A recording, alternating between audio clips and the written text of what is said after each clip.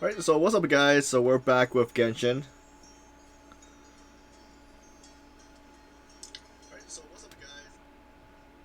So we're starting since there's no time gate, I think the whole events could be completed. So no time gated that's stopping us, so I just usually do it I try to do it at the latest when everything's opened up. So we're doing Windblume Breath, which is the Windblume event. So let's go start it up and see how we do. I know there's some music events. I'm not sure if there's also the balloon running event. So let's start with the story. Oh.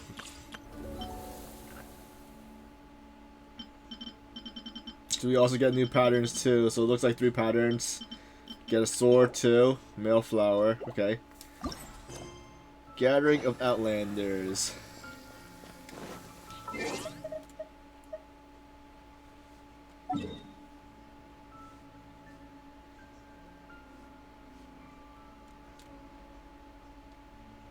Or can we just port over there, or nope? All right, so let's use the TP. The sun's out. When did that happen? All right, let's see. Who are you meeting? Catherine. Hey there, Catherine. Good day, you two. It's nice to see you here at this festive time. So, got any jobs for us? I'm afraid I'd struggle to find you any commissions in the near future.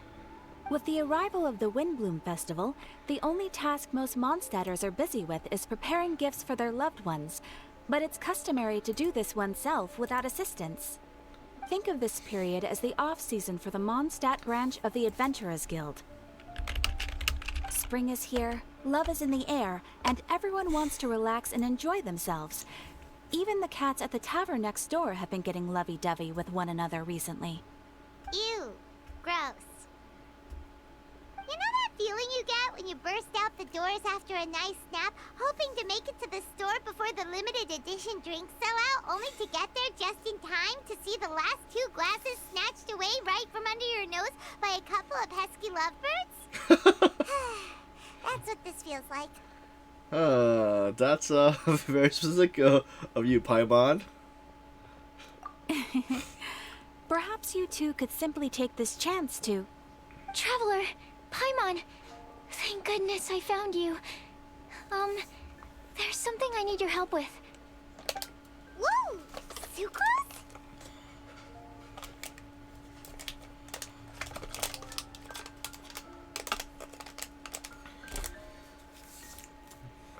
Whoa, sucrose? Go ahead, Sucrose. We don't have anything else to do right now anyway. Phew.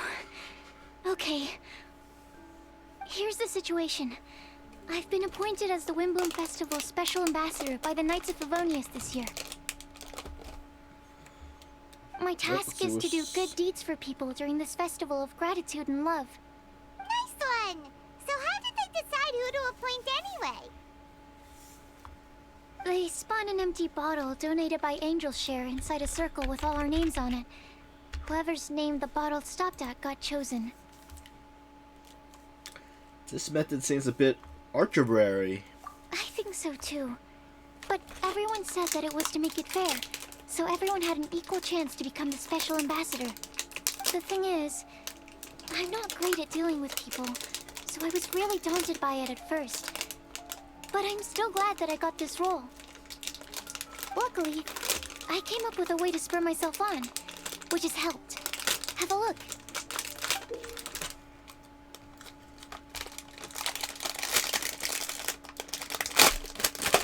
Oh, okay.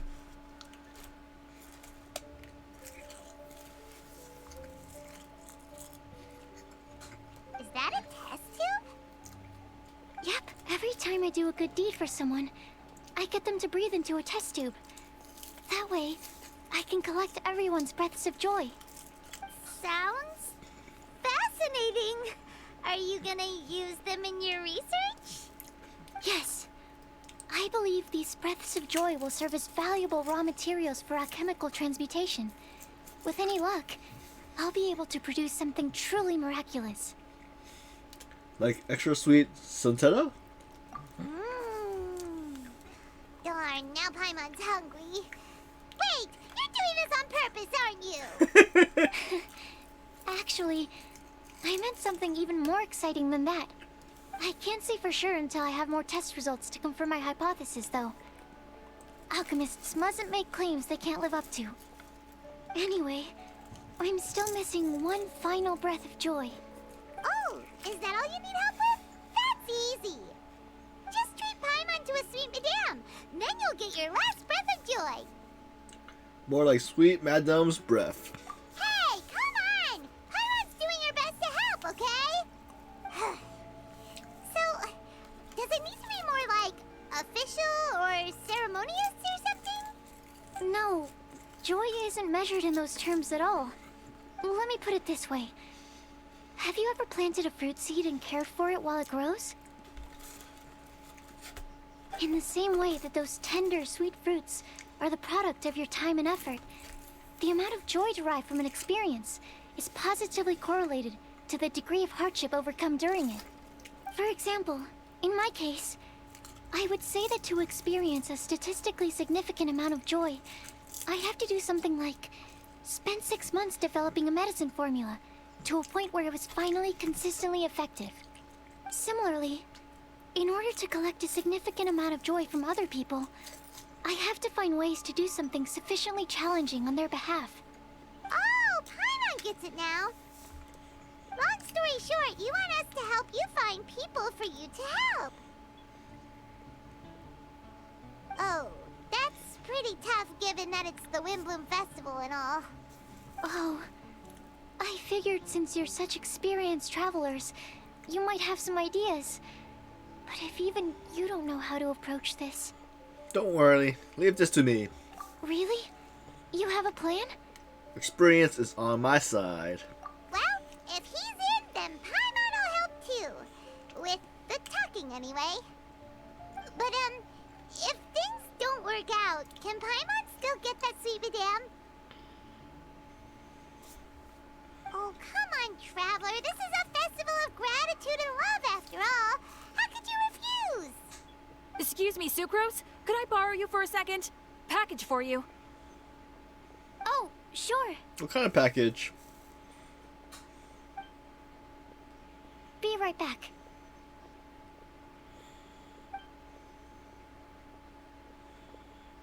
Wait, is that who Paimon thinks it is? That's Chloe, Chloe! right? When did she arrive at Mondstadt? Wonder if she's looking for Amber or not. Where's she going? Hi.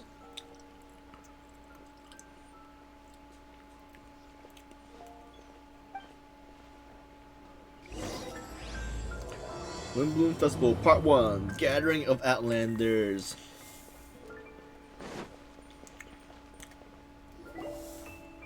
Chloe, hey! Oh, hey you guys. What are the chances? You were staring into space just now. Something the matter? No, don't worry. I'm fine. I was just looking at a Mondstadt children's book in the souvenir shop over there. While I was flipping through it, a piece of paper fell out. The writing on it was really mysterious. Almost like a prophecy.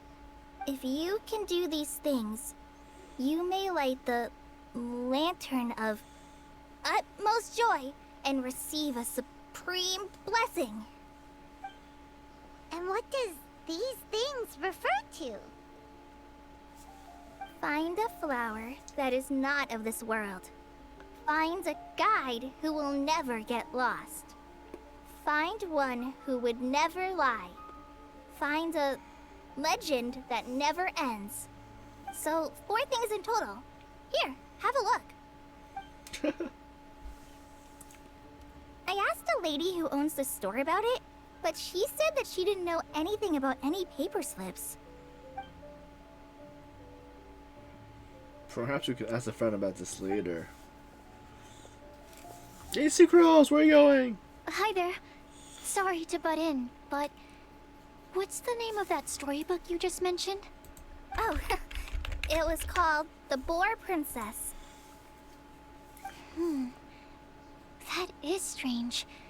I've read that book, and it sounds like that note you found has no relation to the story at all. Do you know her? Let Paimon do the honors. Kale, this is Sucrose, an alchemist with the Knights of Favonius. And Sucrose, meet Kale. She's a trainee forest ranger from Sumeru's Avidia Forest. Hello. Hi.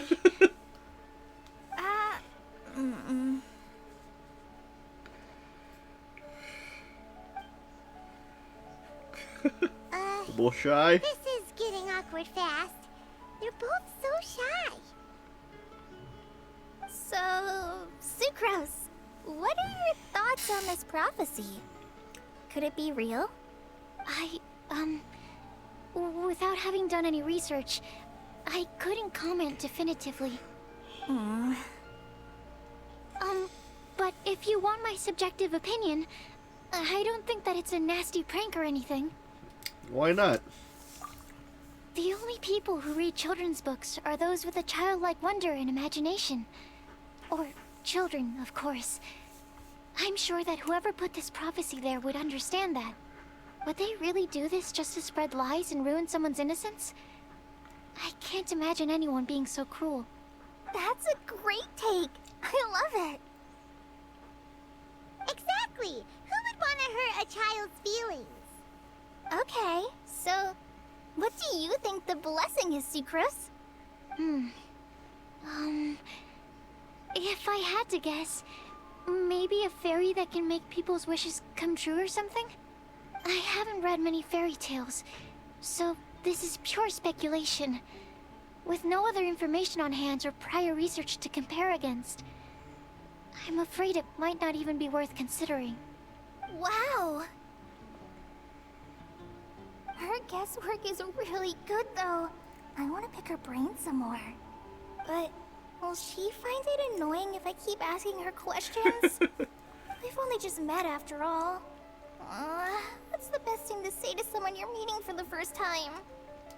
Would you like to get the Lantern of Utmost Joy? Well, yes. I mean, if possible.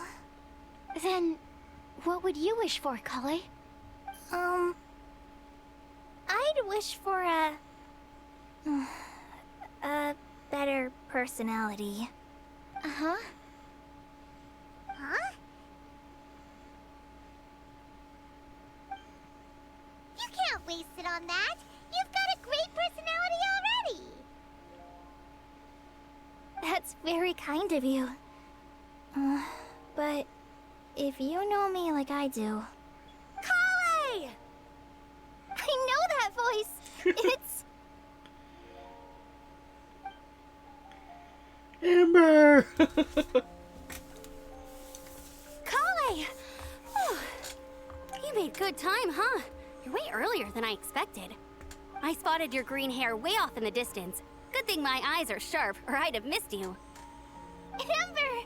Have you been doing well? Did you... finish all the pita pockets I brought you last time? You bet. They're getting yummier each time you make them. Huh? Wait, remind Paimon, have you been to Mondstadt before? Mm-hmm. A long time ago, I had a lot of help from a lot of people here in Mondstadt. So ever since my Alizar got better, I've been looking out for an opportunity to come back to Mondstadt and tell them all the news that I've been cured. Good for you! Thanks. If it's okay with everyone, why don't I take Kale for a walk around town? I'd like to show her some of the places she didn't get to see last time. Of course. Fine by me. Sure, go right ahead.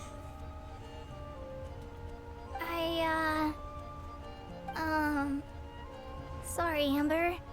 I agreed to meet my traveling companions by the city gate in a few minutes, so I can't go with you just yet. Oh, that's all right. Oh, who's coming? who are we In meeting that with? case, you guys go rest up, and I'll go see Master Jean to ask for some time off. Oh, okay. Traveler Sucrose, could you look after Kale for now? I'll come get her later and take her out. There's still a whole bunch of people I need to introduce her to. Sure, no problem. You can count on us. Awesome. See you later then.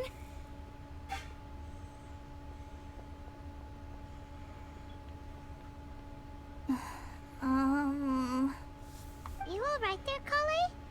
You look kinda disappointed. I'm sorry. I'm just feeling a little shy today. Don't worry about me.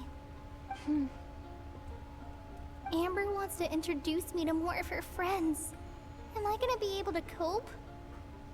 I've only met Sucrose so far, and I'm already struggling to make conversation. I wish I had a little more self-confidence. Then I'd find it much easier to make friends with people. It's nearly time! Let's go to the gate and see if they've arrived.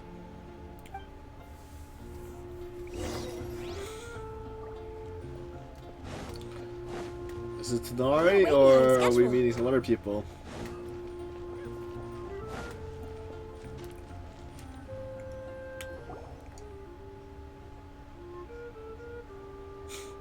Oh, Tonari and Sino. Why is this humble windmill such a great view? I mean, it's understandable. It must have been a long time since you last came to Mondstadt. Timmy's Because pitches it were is in the true way. Great Vayu Viastra.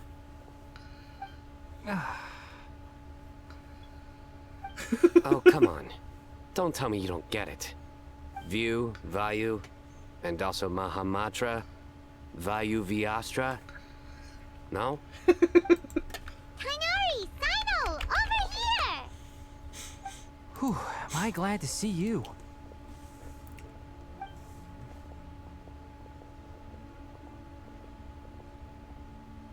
And who's this young lady? Master, this is Sucrose, an alchemist with the Knights of Favonius. We just met.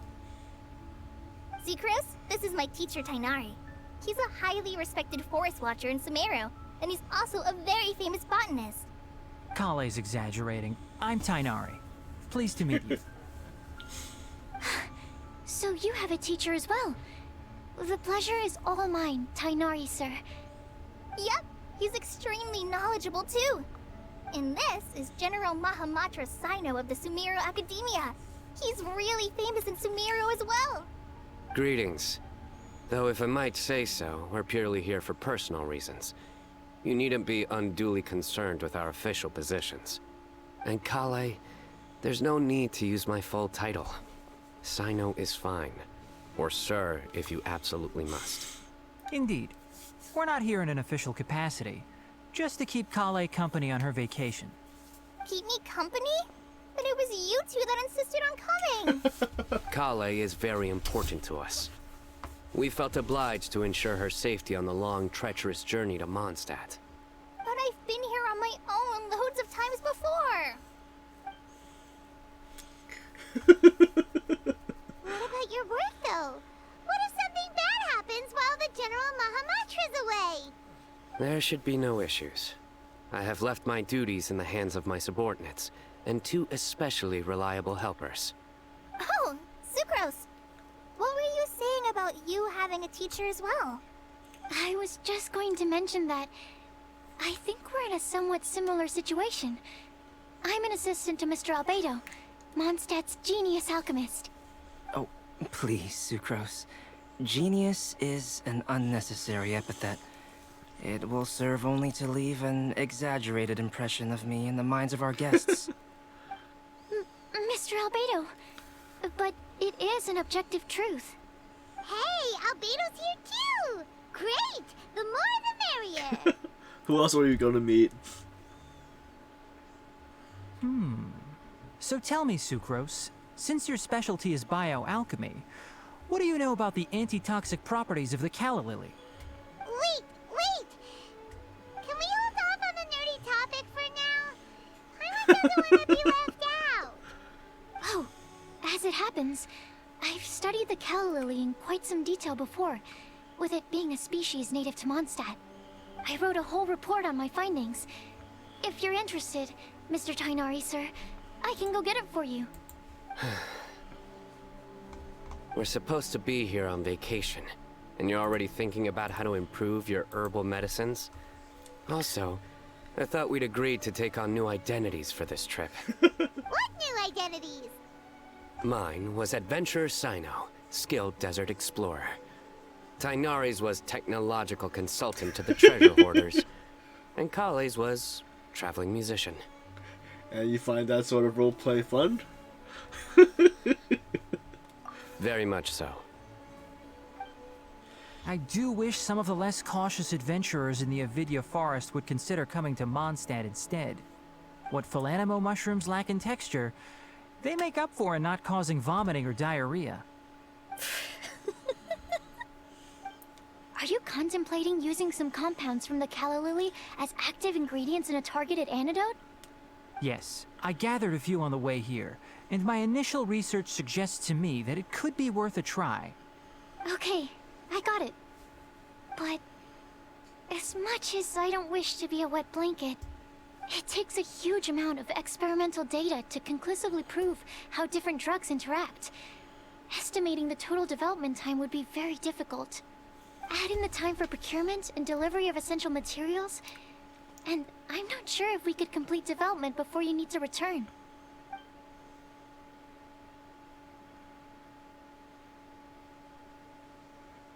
Then please, allow me to help.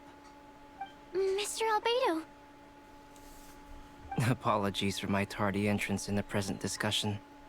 I understand you're looking to make an antidote for poisonous fungi, correct?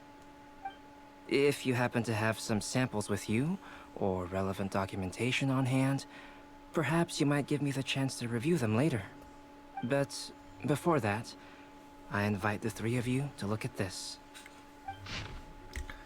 Oh, what's this? Food and lodging arrangements. A combination. One of Mr. Goff's other properties, priority, the Adventure Guild reception area. Backup plan to be confirmed. Food. Group meals on the first day, following which all are free to make their own arrangement amidst the city's various restaurants and taverns. Self-catering facilities will be paired at lodging. Outdoor activities. Considering our guests' sightseeing interests, Sucrose, Tamias, myself, and some of the Knights of Fedonius can accompany our guests, splitting in groups where necessary. Obtaining souvenirs. Multiple collection methods with the wind comes glory, the outdoors themselves, creation through alchemy, the handcrafting are all possibilities. Scientific association, emphasis on botany. Official business, no such need at the moment. Food and lodging arrangements? Were you quietly writing this up the whole time? Paimon didn't even notice! Impressive multitasking. Hardly. Rather, I should apologize for interrupting a serious discussion between trained professionals, especially after they've traveled so far to be here, when I myself am neither an adventurer, nor a technological consultant, nor a musician. Nevertheless, I would encourage you to have a knowledgeable local arrange your detailed itinerary while you're in Mondstadt. Take a look, and should you find anything here to be objectionable, it can easily be adjusted. This is too kind of you. These arrangements are quite excellent. It looks great! Even Paimon feels like tagging along for the food and board. You're not included in this literally. That's why it's called tagging along! Very comprehensive. The adventurer, technological consultant, and musician I'll approve. Thank you. Just one thing. We'd like the chance to cook as well. Why don't we change the group dinner to a camping and cooking trip? I'll help pitch the tents! I can help too. And Paimon will take him to Good Hunter to order some starters. Mondstadt's cold cut platter is not to be missed. Nice idea. Great, then it's decided. Sucrose and I will bring the three of you to your inn for a quick rest. You two, let's meet by the lake this evening.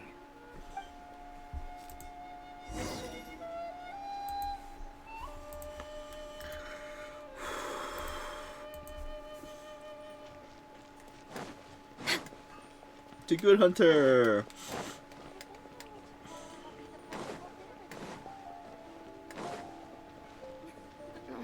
There are... Hey, Sarah! Can we have a cold cut platter to go? Sure, coming right up. Would you like anything else? Do we, want anything else? If we must, one sweet madame, I guess. Yay! So you do remember after all! You're just the best! Paimon will give you the sweet flower from that sweet madame as a Windblume. Just don't ruin your appetite for later. No need to worry about that! Paimon can make room for good food. All right, just a moment. Oh, that was great. If that was a Windblume treat, then Paimon wishes it could be the Windblume Festival every day.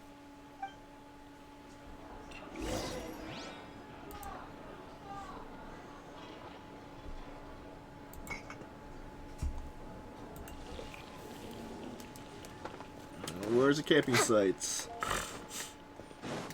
Next on the agenda... Welcome to Mondstadt. Enjoy the Windblume Festival. Maybe we should gather these staff and lines. Let's see, do I have any wing characters? Okay.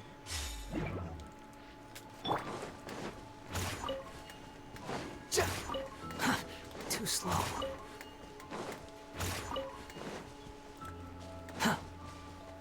Quit following me. Nice camp.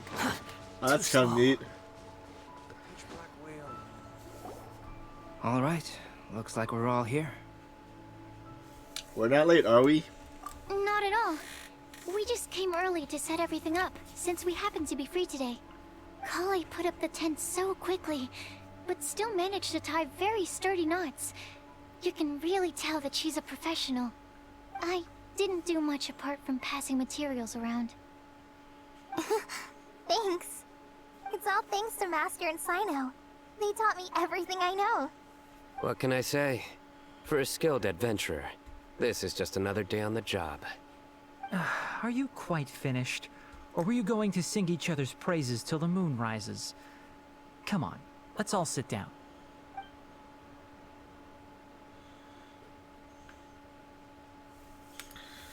All right, everyone brings out their food and starts cooking. After a delicious feast, everyone sits around the campfire. That sunshine sprat was really very good. I didn't watch you cook it, but I believe that the prominent umami flavor of the dish owes itself to more than the fish alone. That's correct. Any further deductions? Let me think. The aroma was quite uniform. Unlike that of a spice blend, it was also unfamiliar to me. So I would venture that it was a Mondstadt specialty. As far as edible Mondstadt plant species are concerned, calla lilies are usually used in soups. So if I had to guess, small lampgrass? That's right. I've long heard that Sumeru's fish with cream sauce is noted for its gentle texture, which brings out the tenderness of the fish. Here in Mondstadt, we're not quite as varied in the use of spices as in Sumeru, but the principle of bringing certain distinct flavors to the forefront through combinations of natural ingredients is, well, very much the same. I liked it a lot. I'm curious as to the exact ratio of ingredients. I'll write a copy of the recipe for you. Would anyone like to try the nutrient-dense meal I made? I'll have some. What about you, Kale? It doesn't look like you've eaten very much. Is your appetite low at the moment? No. I just don't eat a lot normally.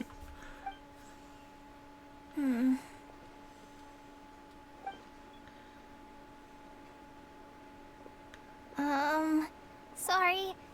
I didn't mean to make things awkward. Tainari. While we were on the road, we spotted something white, walking on two legs. Was that Paimon? Which day was this? Just after passing through Stonegate. Sino, are you sure your eyes were working that day? Or maybe your hood was blocking your vision? Paimon always flies. There's no way she'd ever walk. Is that right? I thought that you'd made me snacked on too many local ground nuts.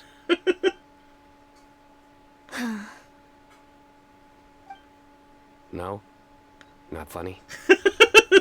Ground, you know. As in ground up, but also the ground. Ground nuts make you fall to the ground.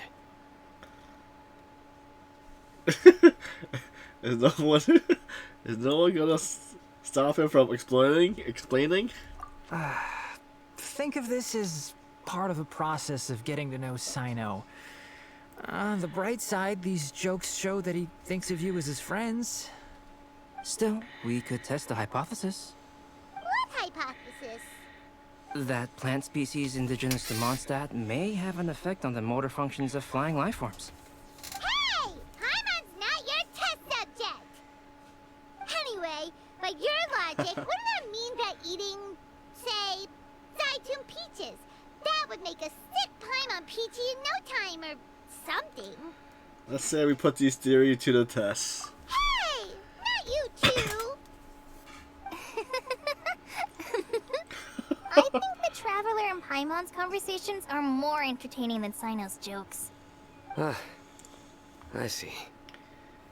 You must have been keeping quiet about this grievance for quite some time now. You seem much cheerier now that you're here in Mondstadt, Sino. Actually, feels like you're a completely different person. That's because I'm Sino the Adventurer.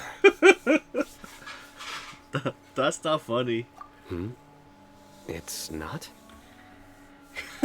In fairness, you only saw him in his work mode while you were in Sumeru.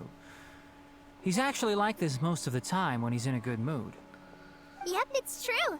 Sometimes when he's eating, he'll grumble about how the bowl is too shallow for the amount of food it contains and other random stuff like that. I understand. Then allow me to reintroduce myself. Before, you knew me as General Mahamatra Sino. Now, please see me as Sino the Adventurer. Yeah, so that's another thing he does. He'll keep repeating something he thinks is funny until you stop trying to resist. So you have two different mental states? Almost like different phases of matter. Interesting. I want to learn to do that too. I think in your case, the two states we would end up with would be highly conscientious sucrose and stupefied sucrose. Oh, by the way, was there any reason in particular that you chose Mondstadt as your destination on this occasion? Oh, well, Lisa once told me that the Windblume Festival is one of Mondstadt's biggest events of the year. I wanted to take this opportunity to give everyone a Windblume as a token of my heartfelt gratitude for everything they've done to look after me. Plus, it was a good chance for Kale to get out and meet some new people. Kale Lily. What? Kale's Windblume. Maybe she should call it a Kale Lily. It sounds very Mondstadt. There's also cauliflower, which would technically make more sense. But somehow, it doesn't sound as nice.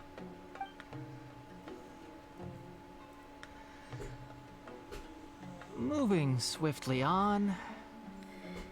Wow. He just completely ignored the joke and carried on the conversation. Guess sometimes that's the only way forward. Sumeru's been through some major changes recently, and things at work have only just started to calm down. I don't get many opportunities to take a vacation, and this was a chance to join Kale on her trip while also learning a few things about Mondstadt's flora and fauna that I'll be able to pass on to my peers and students on my return. Two birds with one stone. How about you, Sino? I came to ensure Kale's safety. That's just an excuse. Plain and simple.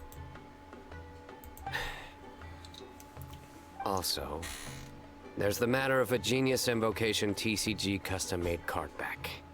Aha! So you your motive. Have you all played Genius Invocation TCG before? I have. And that is why I am proud to call you my friend. When I first began contemplating getting a new card back, I asked around before eventually deciding to ask the legendary Mr. Calx for guidance. A friend of mine, Sawada, whom I played cards with on occasion, had been to Inazuma for the Irodori festival. He told me that Calx was a Mondstatter, so I should try my luck there. Calx?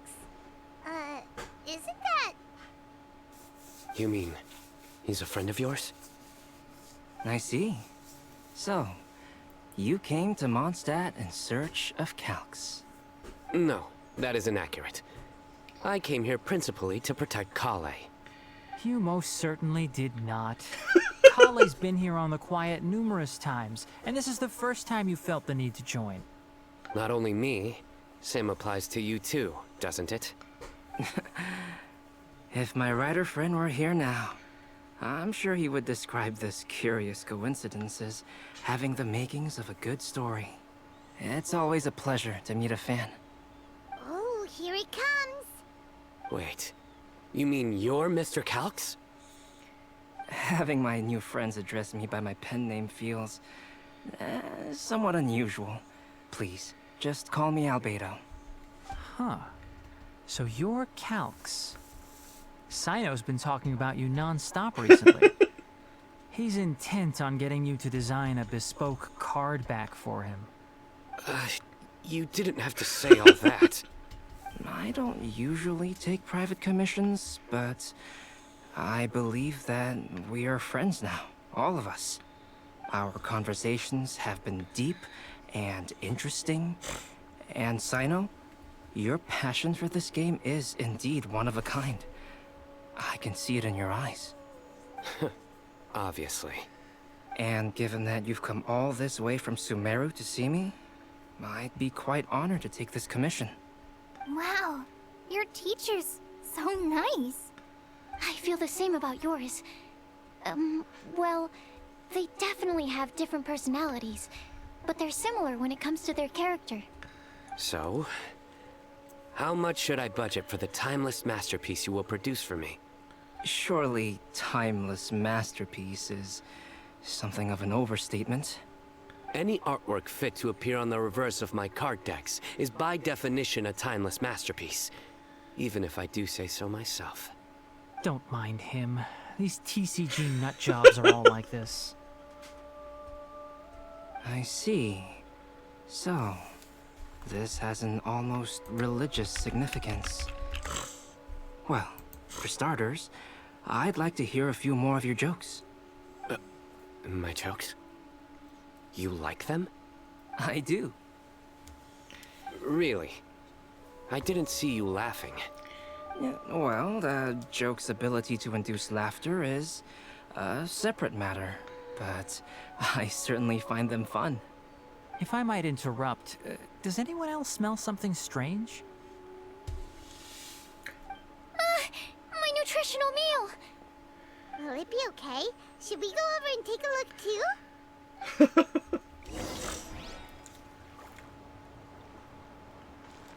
So can we talk to each one? Let's see. I'd be grateful if you could check on Sucrose. As for our new friends here, leave them to me. And we'll check Sucrose later. Next person!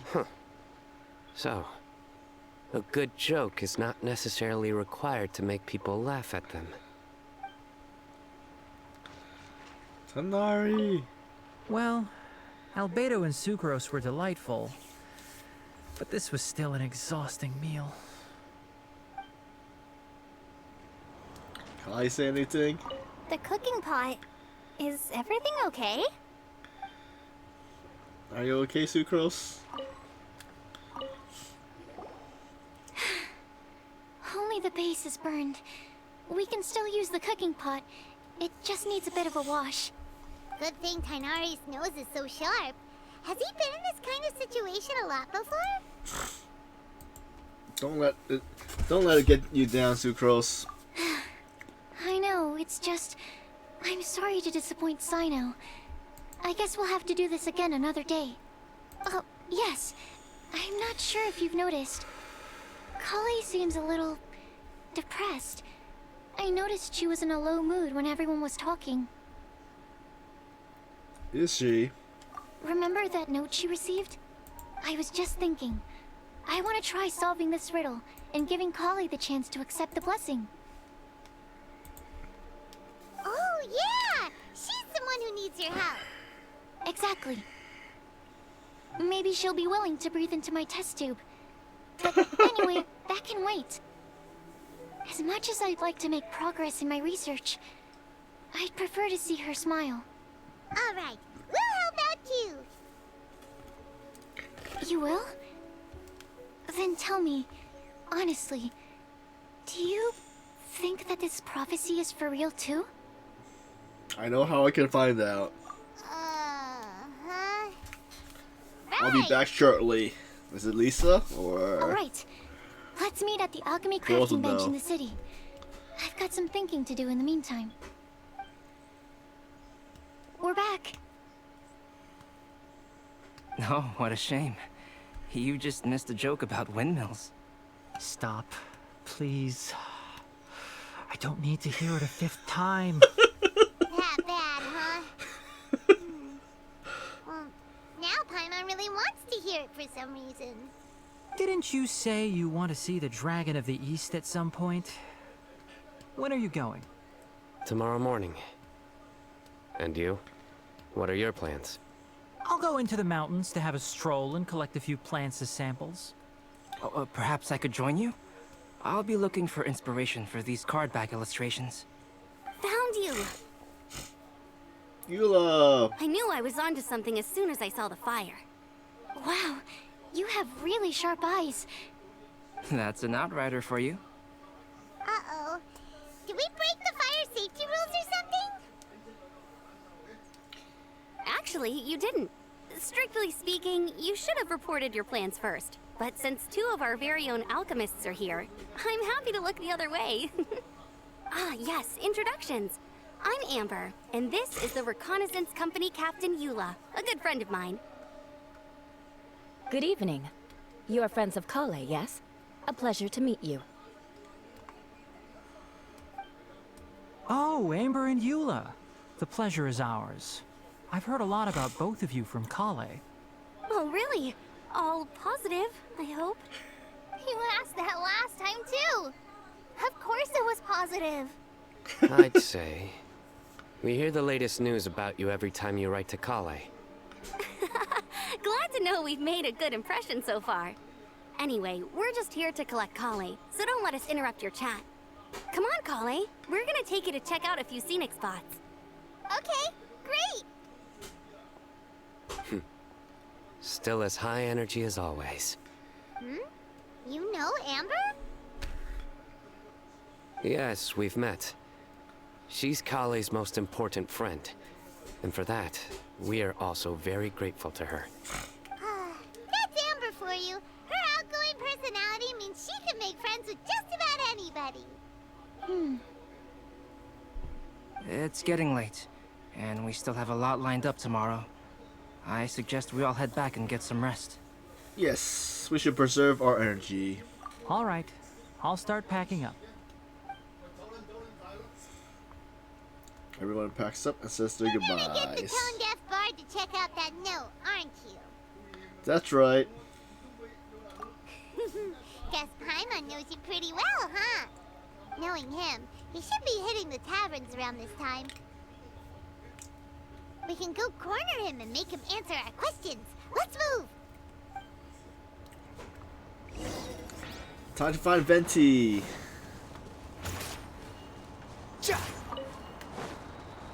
We're okay. This should be. Wait. Oh wait. What's? Wait, is this with the festival stuff? Let's see. Any good stuff? Nope, nothing there. Liza.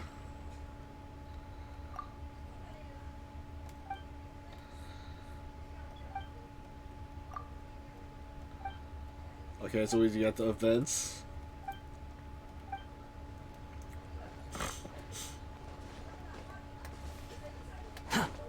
else we can see? Alright, let's go to the tavern. Pretty close, right? Yeah.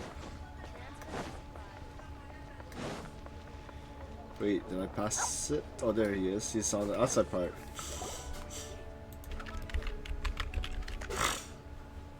Oh, it's been a while. I'm uncalled, tone deaf bard, drinking as usual. Put your drink down and get your game face on. We've got some important questions for you, mister. Okay. You tell Betty about the So, mysterious what do you make of prophecy. Yeah, any thoughts? Aren't you forgetting something? It's the Windblume Festival right now. You can't just go around asking people for help so blatantly. Well, if you won't tell us the answer, could you at least tell us if this thing's worth a shot? Sounds to me like you want a hint or two. And a blessing to or two to boot. A fine answer. The person who wrote this prophecy is very powerful. If you manage to solve the riddle, good things are sure to happen. Also, I happen to know where this lantern is. Once you've found the 4 things, I'll even write the location down for you. Isn't that generous of me? Whatever. We weren't expecting much from you anyway. You can get back to guzzling wine and blowing wind now. Oh, woe is me.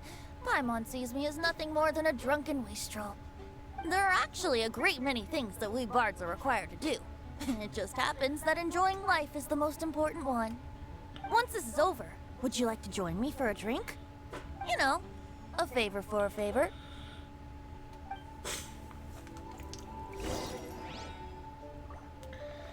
Alright, where's Sucrose?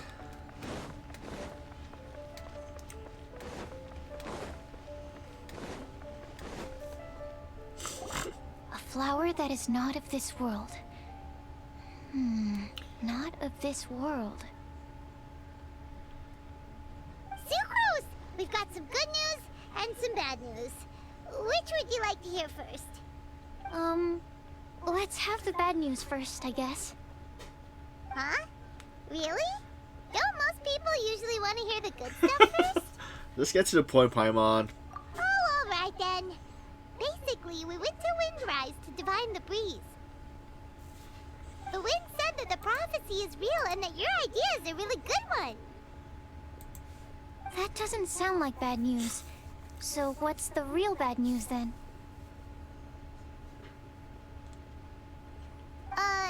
Paimon ate the bad news!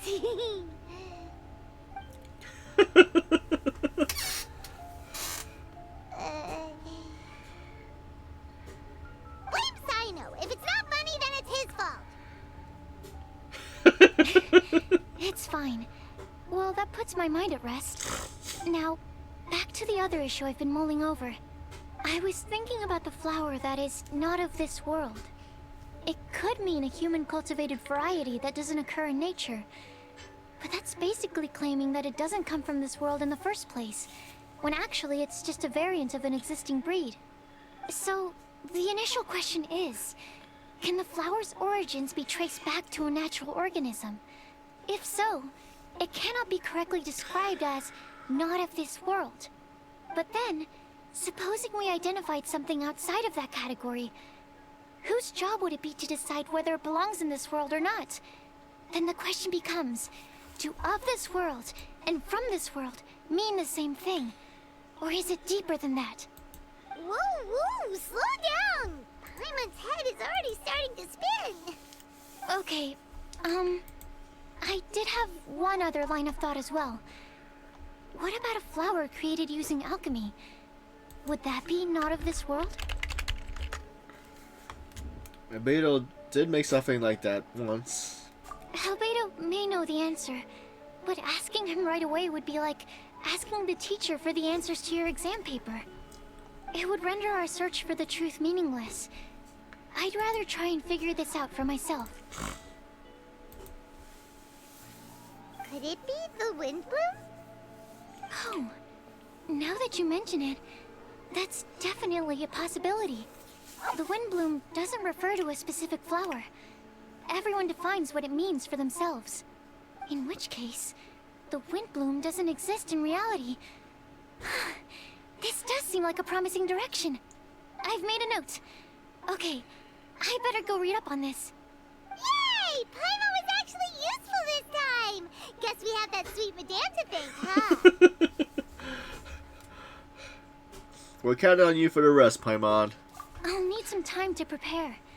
Could we meet up here in, say, 2 days' time? Sure thing! In the meantime, we'll also think about the other 3 riddles in the prophecy. But, since we're really going for this now, shouldn't we say something to Kale about it? I originally wanted to leave it as a surprise for her, and I also didn't want to get her hopes up over nothing. But you're right, Paimon. I'll need to be careful how I word it. But I'll try to find some time over the next couple days to mention it to her. Understood. Alright. Thanks so much.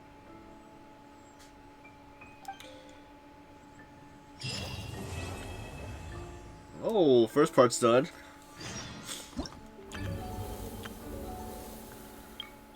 Okay.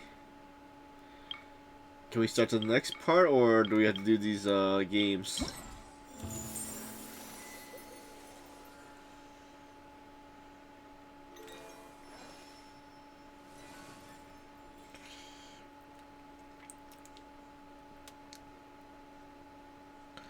Floral Pursuit. Paws of the Adventure Guild seem to be busy with something. So these are the... Wait. So this is I think this is a whole new event, but we'll do these 3 first. Alright, let's see, was there anything else?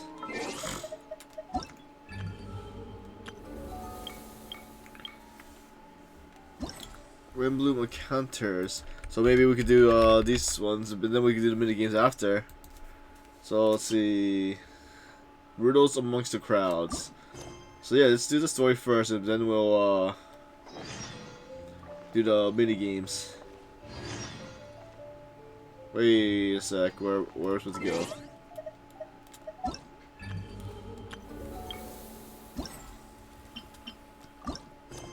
Alright, there we go. So wait, 2 days later. Speed up time. Let's see, is that 2 days?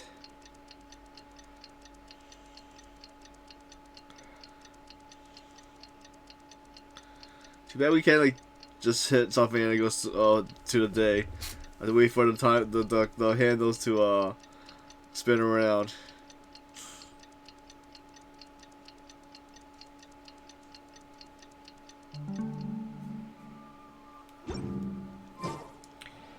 Oh, we still have to wait at 8 to 12. Okay, 8 to 12. So let's see, is this the right time, or do we have to make another fold? Let's see.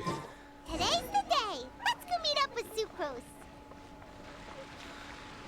There's Sucrose! Sucrose, we're here! Oh, Traveler, Paimon. I only just arrived myself, so I'm still getting ready. Ah, and Kale just passed by a moment ago. She said she had some things to sort out at the inn where she's staying, but she'll meet up with us when she's done. Apparently, Tainari and Sino both went out, but she stayed behind because she wanted to help us. Understood. How's the progress been on your end? Not too bad. After reviewing it again with fresh eyes, I came up with a new theory which seems to hold some water. I'll attempt to explain it as simply as I can. I believe that each of the 4 things in the prophecy refers to a different field of knowledge. So, in a way, the prophecy is a test of the reader's intelligence. But it's unlikely for any one person to have expertise in all these different areas. So I suggest that we seek out one expert from each and get their opinion. Also, in 2 out of the 4 areas, the prophecy seems to want us to find specific people. It may even turn out that the people themselves are the answers. So it sounds like we should put our heads together and list out the people who can help us. Exactly. I think we can go through each riddle in turn and generate 4 groups of names to match the 4 questions. That makes sense. Alright, then let's start from group 1. The first riddle was a flower that is not of this world. Personally, I would still go with Albedo for this one.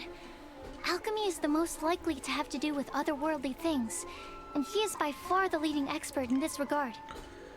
You count as an expert too, you know. Exactly! You're the creator of the tetratanic sweet flower. Who knows?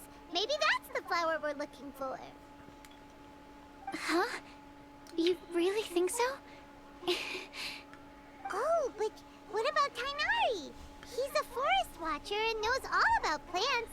If it's a flower we're looking for, maybe he's the man for the job. Alright, I'll add him to the list as well. On to group 2. This subject is a guide who will never get lost. That's kind of abstract. Does it just mean someone who never loses their way? Wait, but they have to be able to guide others too. So it's not quite as simple as that. Perhaps a astrologer then? Oh, you mean Mona? Yeah, she definitely counts. Mona. Yes, she certainly seems very confident. And she can use her astrology to guide people. Would Bennett count?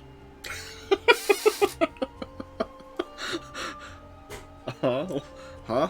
Why him? Well, his luck's so bad that as long as you go in the opposite direction from him, you'll always be going the right way, right? I see. I suppose I can't argue with that logic. Add him to the list. Finding everyone won't take long, so one extra person won't hurt. I know. Would Outrider Amber be a valid candidate for this category as well? Yeah, she would! She's got a great sense of direction after all. As a matter of fact, when the Traveler and Paimon first came to Mondstadt, she was actually the one who gave us directions. Yes, she's certainly a good guide. Is there anyone else? Let me think. Yes, I believe there may be one more.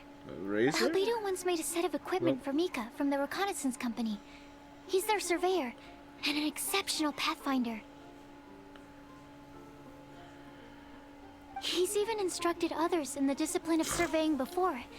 So, in my view, he's highly unlikely to lose his way and would be very good at helping others find theirs. Cool! Another one for our list! Wait, Kale should have been here by now. Wonder what's taking her so long. Sorry, could we continue our chat somewhere else? Oh, you wanna go see how she's doing, right? Sure, let's all go. I thought she was gonna mention Razor with for his like strong sense of smell. Part 2. Alright, let's see. We're heading to Kali. At least we don't have to travel to Sumeru. Squall and Fury.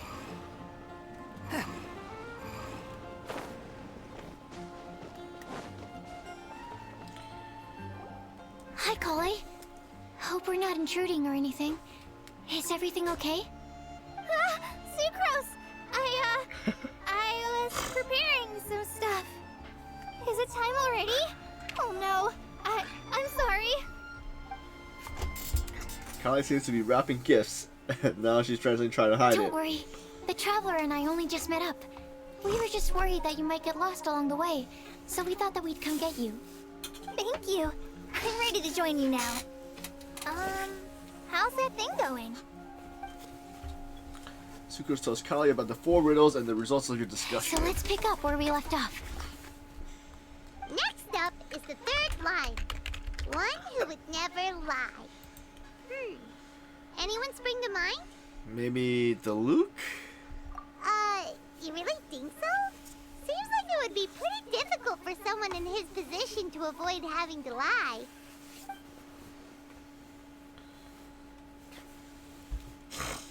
Then what about Kaya? He's the cavalry captain and a rather popular figure, but... He's You think sneaky. there's something fishy about him too, huh? Yeah, he's definitely a sneaky one. Bet he lies all the time. I can't help but agree with you there. There's the tone-deaf bard. But on second thought, he wouldn't qualify either. He talks way too much nonsense. Is there anyone else for this here? Acting Grandmaster Jean? She has a good name in that regard. But from what I know, she sometimes covers up the truth out of concern for those around her. For example, when Lisa loses track of time in the library and misses her patrol shift, Jean will come up with some excuse, like Lisa's ill today. Also, she sometimes makes up stories to get Klee to behave, like the one about the big monster that comes to catch naughty kids who don't go to bed on time. Do you think that rules her out? White lies are still lies, but do we really have to reject her because of some harmless fibs? It's not like she had evil intentions. This prophecy seems very strict. No, we're the ones being strict. Rosaria doesn't strike me as the type of person to lie. Oh, Kale, you probably haven't met her yet, have you? She's a sister from the church who looks, a little scary and not very sociable. What gives you that expression? She stopped by the alchemy bench once, a long time ago, and asked me about Albedo. I thought maybe she was trying to find him, for work or something. But when I asked, she just said that she was curious about him because he was so intelligent, and wanted to talk to his assistant to find out what he was like. A lot of people might have given a more tactful justification, but I could see in her face that she wasn't trying to hide anything. She was just very direct and straightforward. That's why I don't think of her as the lying type. Rosaria doesn't look like the sort of person you'd want to get into a fight with. Maybe she just fights her way out of situations that some people might lie to get out of. I can definitely see that. I've also heard the other sisters say that Rosaria doesn't even make excuses when she skips choir. She just doesn't show up. She's a tough cookie, huh? Let's put her name down. In that case, I think Sino fits in this list too. True. Lying's probably more trouble than it's worth for someone like him. Kinda like with Rosaria. Oh, and Paimon also nominates Razor, but he couldn't lie to save his life. I've also got someone else in mind. Noelle, the trainee knight. She's a very honest person. I don't think she'd tell a lie. Alrighty, write her name down too. Wait, there's one more person. You know, our long-standing staffer at the alchemy bench. Timaeus? Huh? You mean Timaeus? Timaeus? Yes, him. Truth be told, he's been love-struck recently. He swore that he wouldn't say a dishonest word or slack off until he succeeds in getting the woman he loves. Timaeus has a crush? Oh, who is it? Yes, that's right. Well, who is it? Do you know her? I've never met her. All I know is that she's from Liyue. Timaeus says that she's fun, has a great personality, and is very, very good looking.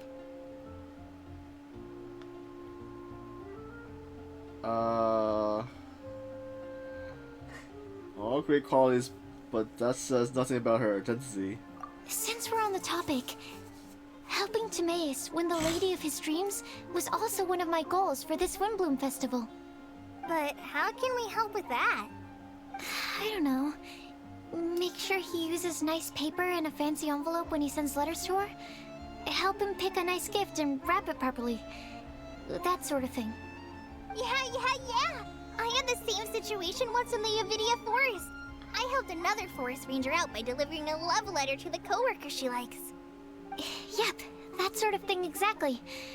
Oh, also, I helped him with some of the groundwork for one of his research projects. He must have appreciated it, because he gave me a refrigeration device that he's been developing as a thank you gift. Is it any good? I mean, it looks nice. Sounds like a no. Alright, guess we'll put Loverboy down on the list then. Okay, so last of all, we have a legend that never ends. Anyone come to mind for this particular line? Lisa, The perhaps? Traveler. A librarian understands books best, and aren't most legends written down somewhere? Not necessary, but you have a point. When I think about legends, fairy tales and picture books come to mind. Maybe Kale. She read a lot of fairy tales when Tainari was teaching her to read. Oh, do I count? Of course you do. I'll put you on the list.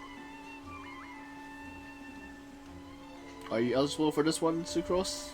I prefer to read things like an illustrated analysis of alchemical substances and their uses, the fascinating principles of crafting, and hypotheses of life.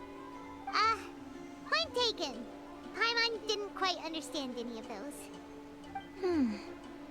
Klee might be a good choice. Her mother, Alice, is a renowned traveling author, so I'll bet she's been exposed to all sorts of myths and legends.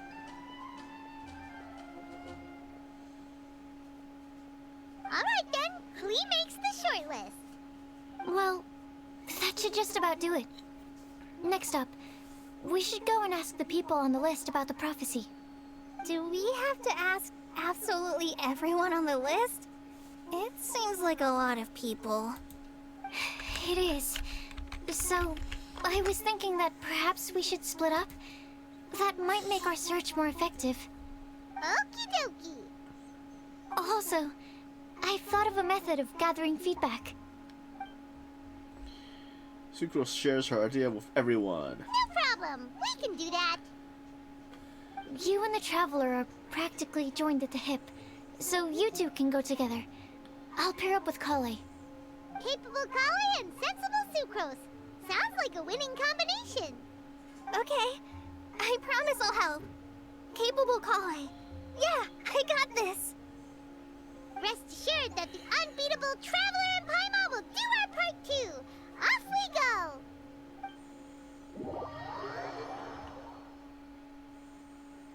So I plan on starting from the person with the most defined stronghold.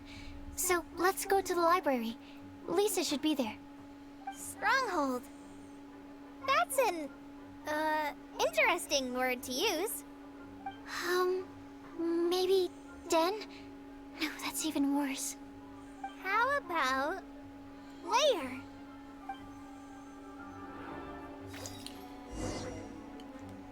okay, Lisa. Wait, the libraries. Here we are. Lisa's lair. Oh no. That was a bad word choice. Now Sucrose is using it. It's all my fault. Lisa, might I ask if... Huh?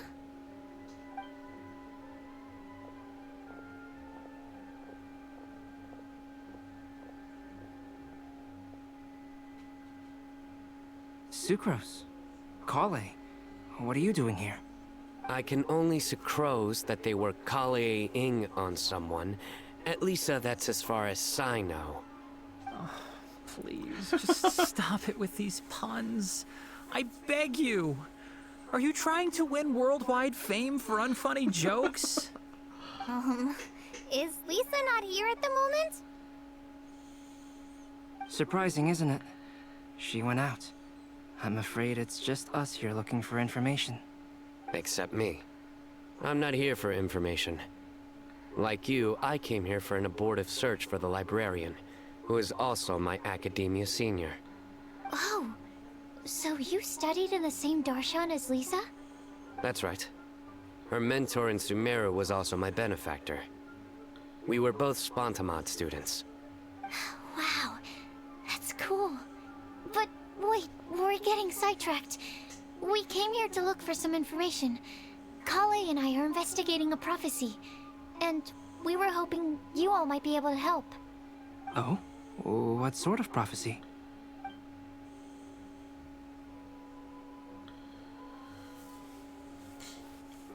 I see. You want to ask them about the flower that is not of this world, and me about the one who would never lie. But there's no rush. You don't need to answer right away. We're just here to tell you about the situation. You can take your time to think it over and submit any thoughts you have in written form to the Sucrose mailbox. The Sucrose mailbox? Yep. I was thinking about it on the way. And although they seem like trick questions, there's a lot to mull over once you get down to the details. A quick answer off the top of your head might not go into enough depth. So, I decided to place a mailbox next to the alchemy crafting table. Everyone can submit their written answers there when they're ready. We don't have to call it the Sucrose mailbox, though. It could just as well be called the Sucrose and Kale mailbox. Or even the Sucrose, Kale, Traveler, and Paimon mailbox. I think in this case, we can just go with your quick answer off the top of your head. Sounds like a good solution. Certainly more reliable than verbal discussion alone. Agreed. Certainly when it comes to discerning whether someone is a liar or not, you cannot simply take them at their word. Understood. Once we've had a look into it, we'll place our replies into your mailbox. Thank you all so much. Okay, let's tick them off the list and carry on working our way down. Already done.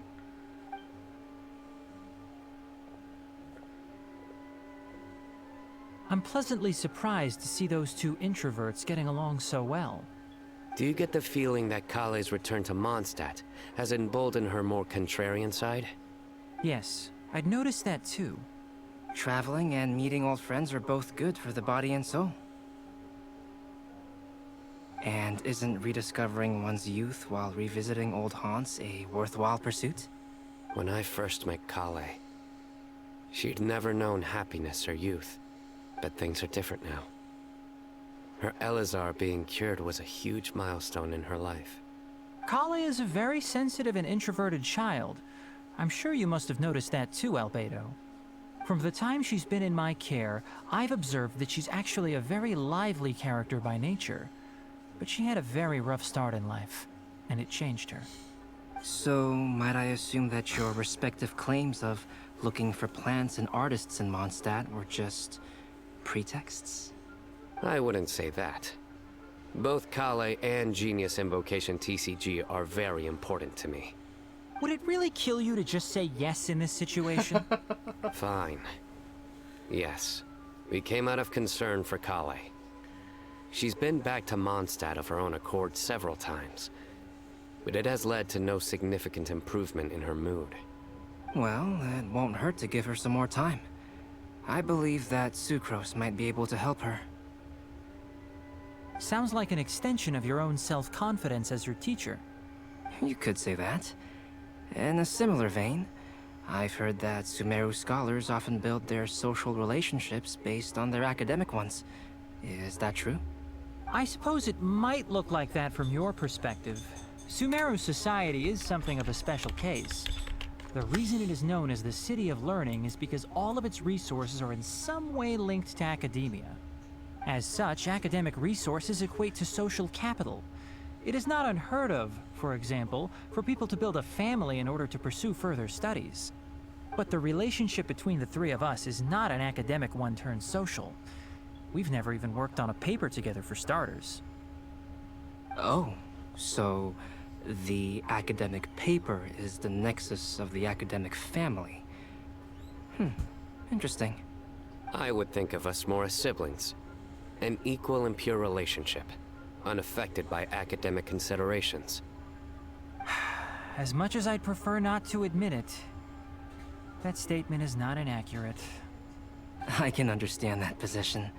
I have a younger sister myself, and it's only natural for me to be protective of her. What you describe fits the idea of a city of learning, as I imagine it. The family is where all social relationships intersect. As such, a family founded on common goals may actually be more stable. By the way, who's the eldest between you? Let's not go down this rabbit hole, please. In terms of age, I'm the eldest, of course. He just doesn't want to admit it. But your mental age is younger than that. I dare say even by enough to be the youngest sibling. Perhaps I could bring Kale into this happy family to be your elder sister. No.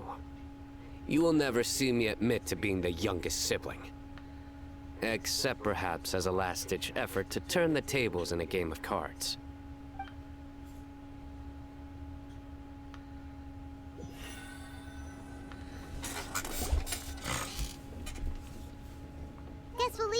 and Sucrose to it. Fingers crossed all goes well for them. Now then, where should we go first? Let's try our luck at the bulletin board, shall we? A lot of people tend to show up there at some point in the day. Maybe we'll get lucky.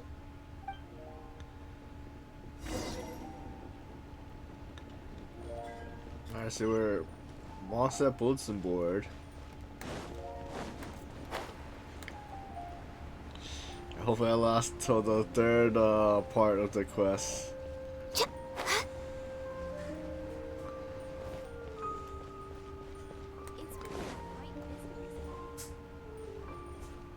Oh, Razor? Nice. Who else was there? Just as we hoped. There's a load of people Oh, here. Razor, Bennett, Huh? Mika. Even Lisa's here. Hi everyone, long time no see. Hey there, Traveler and Paimon. It's been a while. How have you been? We've been doing pretty well. You look surprised, cuties. Is it because of me? Teacher is not at the usual place. Oh, please. It's not as if I'm glued to my chair. I like to get out for a little fresh air every once in a while. Mika's here today, so I thought it'd be a good time to introduce him to Bennett and Razor. They're all out and about quite often, so it's helpful for them to get to know one another. Hello, everyone. My name is Mika. Hi Mika, good to see you again. I look forward to working with you. No need to be so formal. We've known them for ages. They're cool. Windblume. Fun? Actually, we haven't gotten to the fun part yet. We've been busy investigating a prophecy. A prophecy? What kind? A good one or a bad one?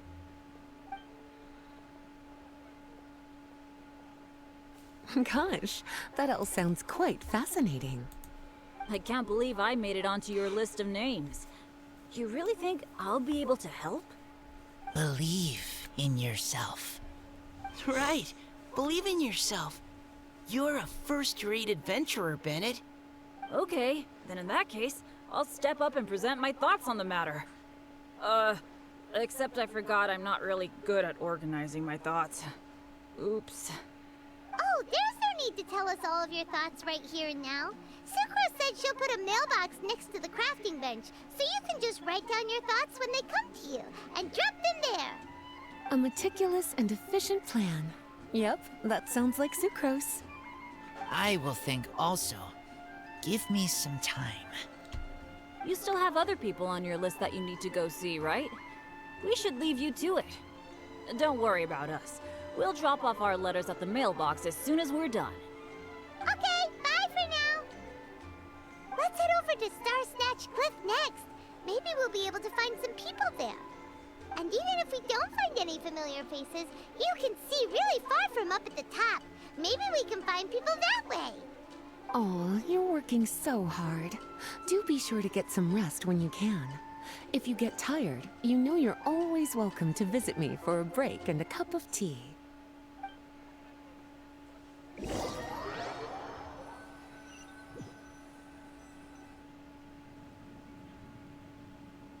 Where to next?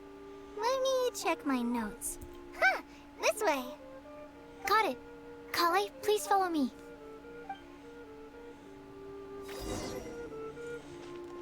Yep, or what is this area? Find someone that matches the prophecy. Okay, I don't see anybody else besides that group over there. Oh, Clee! Noelle, and... Oh, it's our lucky day. There are several people over there. Amber? Wow, and Eula's with her too.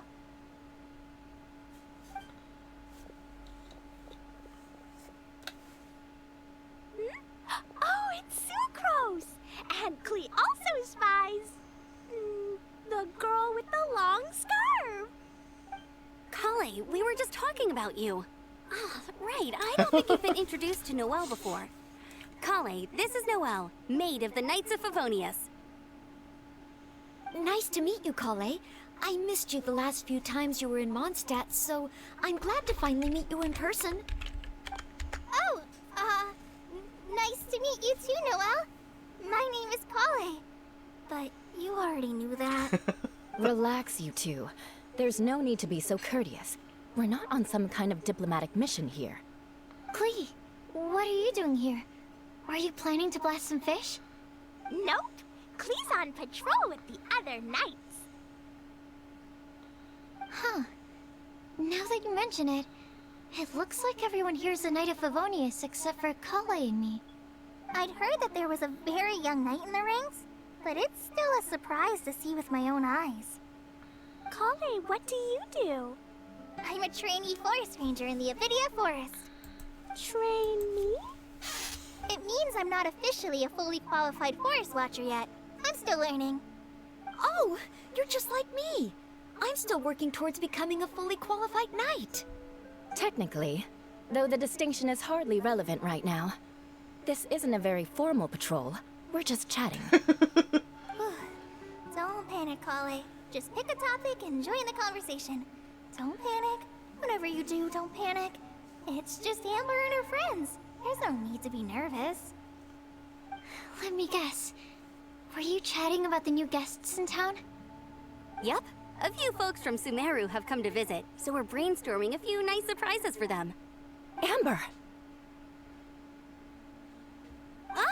Sorry. Oh, you blew it. At least I didn't say anything about what the surprises are. Oh no.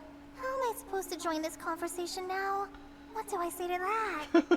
Speaking of nice surprises, we've actually had a fairly big one recently. What kind of surprise? Tell me! Tell me! I'm saved. Secros is giving me a lead-in. Now, I just need to follow on from what she's already started talking about. Too closely, Kale tells everyone about the nice surprise. What an interesting prophecy. I have no idea what the answers could be, though. So essentially, you're gathering information to help you solve the riddles, correct? I'll do my best to help. Thank you so much, Eula. Anytime. There's no need to answer right away. We'll put a mailbox next to the crafting bench for people to drop us a note once they've thought of something. I'll drop something in there for sure. No bombs, Nice Keely. idea. I think we can all commit to writing a note. We'll see what we can come up with. Yep, don't worry. You can count on us. But we do have to finish our patrol first. What route are you taking today? We started in the Stormbearer Mountains, and we'll end at the city gates. You'd be very welcome to join us, but it sounds like you're pretty busy with all this. No. There's always next time. We'll join up with you after we're done working through this prophecy. Oh, yeah, so, we'll be on our way for now. See you later. Have a safe trip back.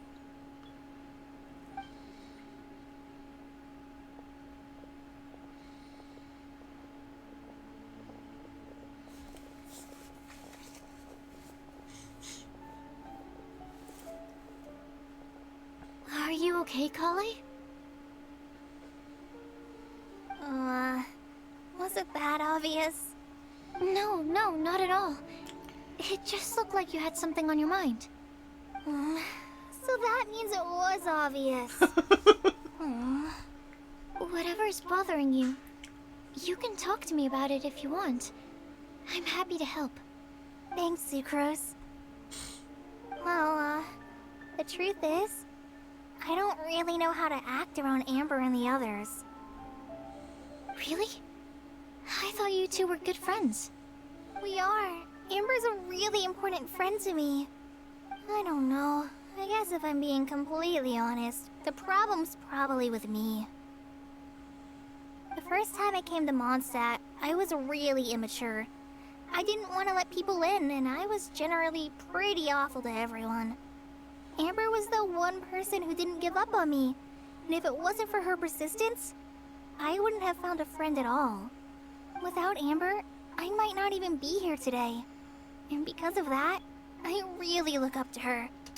I think of her as my role model, and hoped that maybe one day, I could learn to be like her. But after trying and failing for several years, I think I finally realized. I'm no Amber, and I never will be.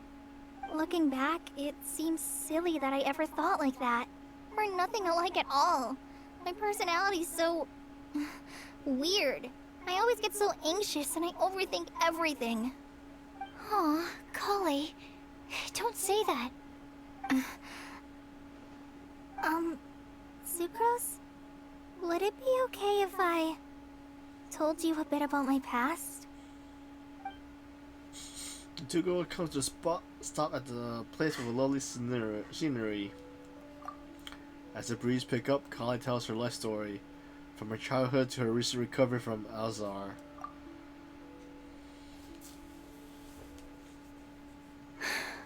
Oh, I already knew bits and pieces about her, but still, why did she have to go through all that? I'm sorry. We've only just met and I'm already dumping all of this on you. This is why I get so frustrated at myself. I'm always doing this. I get into a spiral of self-doubt, and then I end up having to find somewhere to vent it all out. No, it's fine. I'm really glad that you're willing to tell me all this. People don't open up about their deepest feelings unless they really trust the other person. Don't you think? At least, I think it's kind of an honor. And, I mean... You've probably noticed by now, but I don't have the best social skills either. I always just end up talking about the things I'm interested in, and going on and on.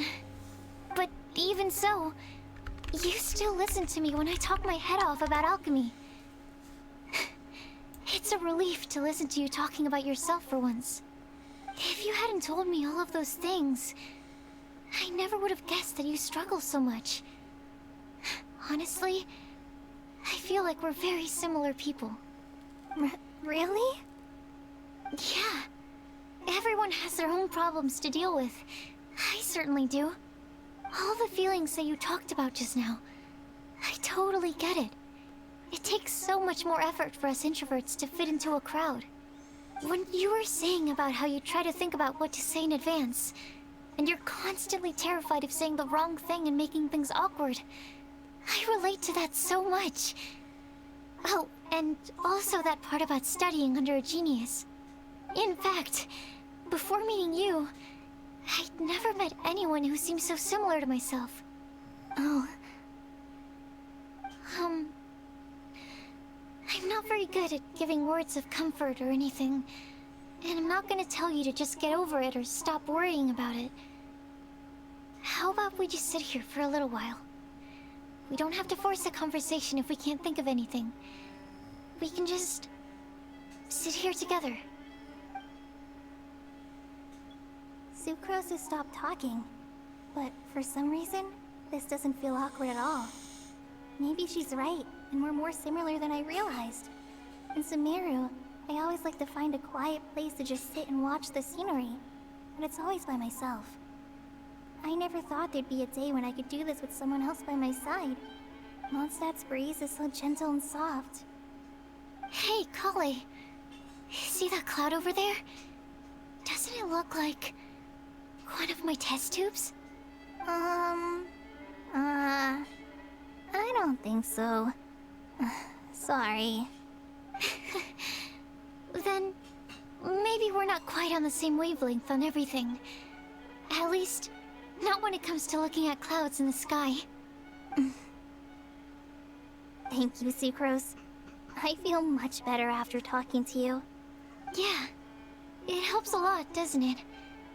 I also vent to my flasks, sometimes. The next time I get the chance, I have to show you my Tetratanic Sweet Flower, and my Tetratanic Windblume. Your Tetra... what? 2 of my favorite things I've made. They're really cool. I think you might like them. Oh, okay. Yeah, you'll definitely have to show them to me sometime. I brought some crackers with me. You want one? There's cheese flavor or tomato flavor. Sure. I'll try the cheese one. Aw, look! They're enjoying the scenery together. Shall we go play with them?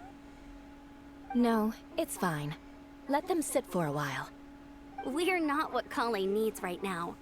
She needs a new friend. Someone different, who's never met her before. I don't get it. Is there a difference? There is. You'll understand once you're a little older, Klee.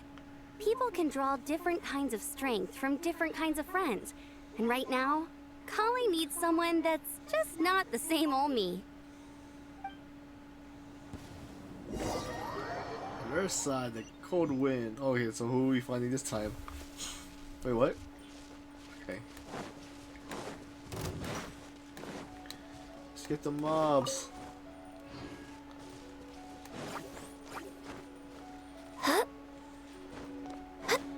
Who we can find? Luke? Kaya? Star Snatch Cliff! We made it! Paimon hopes we find someone we need here. Help! Oh, I beg you, please don't let go. Us. Who's that yelling? Let's hurry and take a look.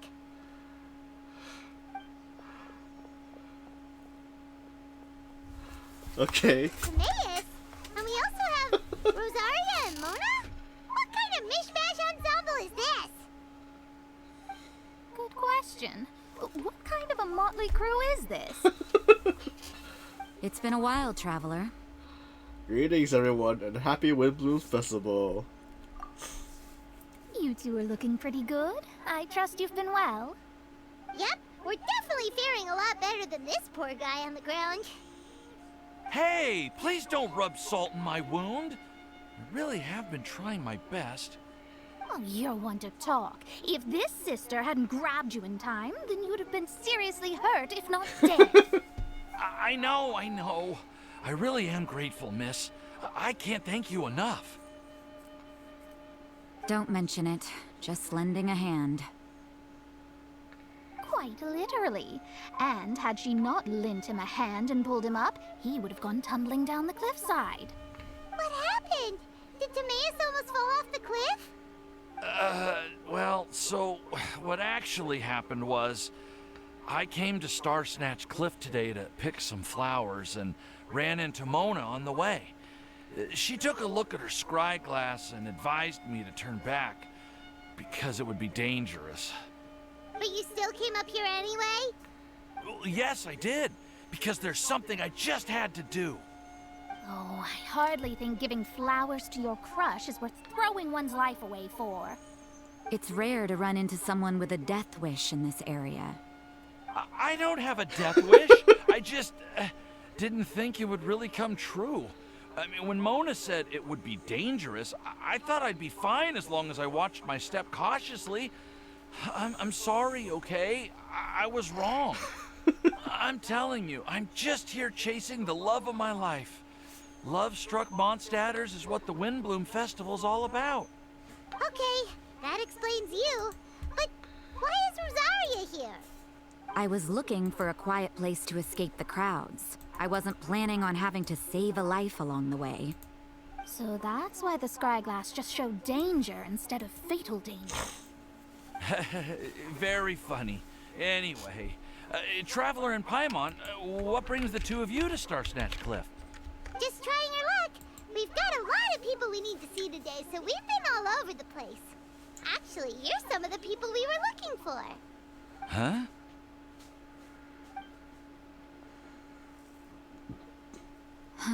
I see. So all we'll need to do is find some clues, make a note, and drop it off at the mailbox? I can't believe there's a prophecy like this, let alone that I have a part to play in it. Oh, I guess this means everyone will find out about my crush now. I came here because I wanted to give some Cecilias to the girl I love. They'll really suit her. She's... No, no one asked. Please, do not subject us to your gushing about your girlfriend. You saw right through me. You said you need clues, right? In that case, Mona Magistus the astrologist will provide you with a personally handwritten letter. Just wait for it to show up in your mailbox. You can be on your way now. We won't keep you any longer. Alright, then let's head back for now and meet up with everyone else. Let's see. Bye for now, everyone. Tamias, please try to stay safe. Will do. This is all so embarrassing. Thank you both.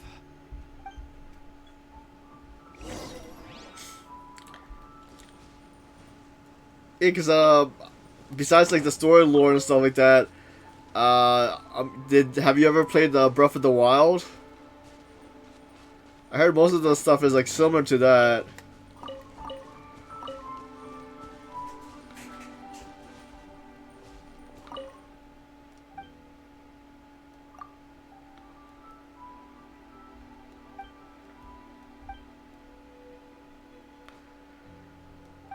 Yeah, I haven't played Breath of the Wild either, so, but I do have the game. Just it's still sealed.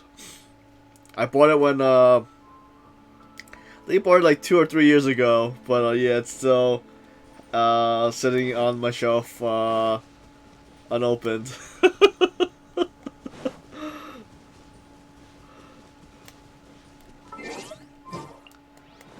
We're way behind schedule. So what kind of games do you usually play? I know besides like Final Fantasy, online, you usually just play all indie games? We're way behind schedule. Next on the agenda.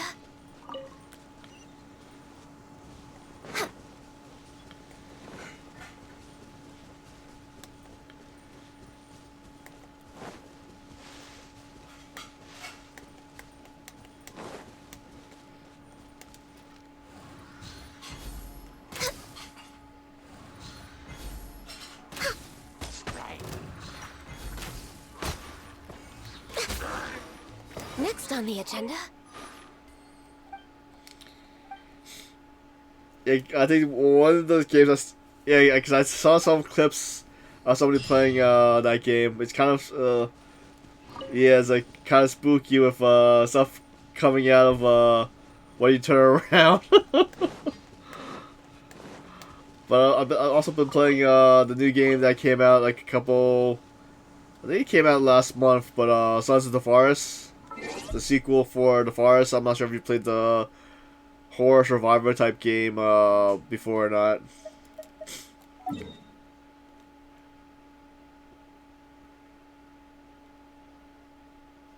Hey, where are we? I guess I messed up where I was supposed to go to.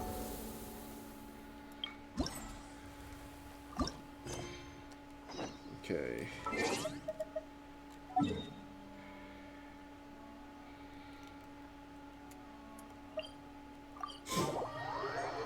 Yeah, it was like a learning process for the second one because all this crafting stuff is different from the first one. Let's see, where am I supposed to head to? So right now we're doing the Windblume event. It's ending in 5 days, so I started late because they started the quest where it's time gated. So let's say like if I started on the first day, I have to wait like 2 days or like the next day for the next quest part of it to unlock. So I just waited until everything unlocked so I could do everything at one go. Oh, there's Sucrose. We're way behind schedule. Collie too. Oh, we get any new letters in the mailbox? We're back! Oh, but it looks like you two beat us. Welcome back. Did everything go well? Yep, we managed to find and talk to everybody. We got back a little early, so we took some time just now to put the mailbox together. Oh, it's just built. We got really lucky today. The vendors were feeling super generous, so we didn't even need to pay for the materials. It's just a shame that Kale got a splinter. Don't worry about me. I'm used to working in the rainforest. I get splinters all the time. I've already taken care of it. We've already wrapped up everything on our to-do list for today. So, all we need to do now is wait for everyone's letters to arrive. Traveler, Paimon, Why don't you get some rest while I keep an eye on the mailbox? You're definitely your master's student, Sucrose. As long as you or Albedo are around, Paimon can relax and know that everything's taken care of. Stop. You're embarrassing me. Wait. Actually, there's one thing that still needs taking care of. Paimon's starving. Hey, Traveler, you wanna get dinner? Your treat. Alright, I guess I'll better go get Paimon some food. I'll go with Sucrose to return the leftover materials to the vendors. You two, go get a proper meal. We can't have anyone going hungry. Yeah, now would be a good time for a break. Once everything is ready, let's meet up here again and collate all the information we've gathered. Sounds like a plan.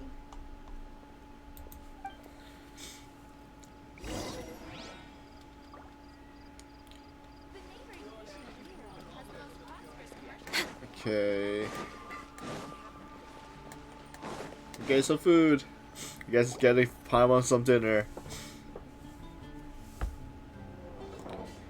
Paimon will have this one, and this one, ooh, and this one. Hear that? Is that the sound of Mora pouring out of my wallet? Hey, Paimon's really hungry. And don't forget, Paimon's also ordering for you too. It's not like Paimon's gonna eat everything by herself.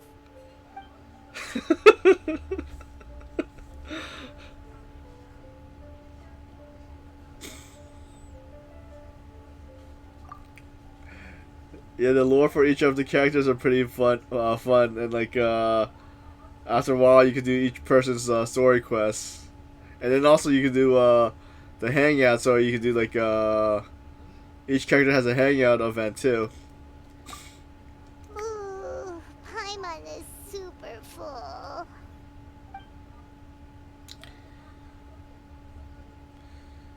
Is everything packed up and ready? What do you think about meeting up at 5 to go to my house? Yes, everything's ready. I've packed some great wine and smoked ham. Oh, your parents will love it. Ham? Look, we've known each other for quite some time now. Don't you think it's been long enough for you to remember that we only eat bacon in my house?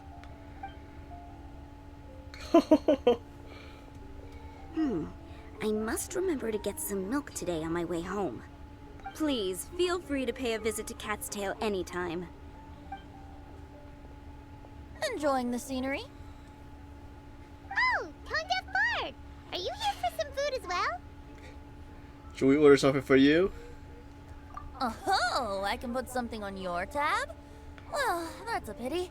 I already had a few drinks before coming here. I shall take you up on your kind offer another day. There should be no shortage of opportunities in the future. Anywho, you should be getting ready to thank me. I come bearing good news. Hmm? What kind of good news? Behold! What is it? What is he showing us? A paper with a simple map and something like an incantation on it. What is it? It's what you need the most right now. The answer to the prophetic puzzle. Simply head to the location marked on the map and you'll find the lantern you've been looking for.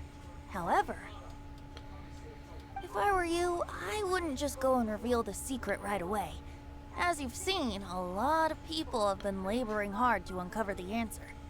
A secret is like a well-aged brew. The aroma from the bottle is sweetest when revealed in the company of friends. I understand. Then it's settled. I'll leave you to your business for now. Feel free to find me for a chat again once you're done working through the prophecy. Also, if you have some time, we could organize another fast-track love poem class. Oh, you're starting that up again? I sure am. Nobody else has signed up this year, though, so the duty to learn falls on you. Anyway, see you later. Venti always looks so relaxed whenever we run into him. Paimon can't help but be jealous. Excuse me, if you don't mind. Oh, who's this person? Could I chat with you for a moment? Oh? Who are you? You may call me Scarlet.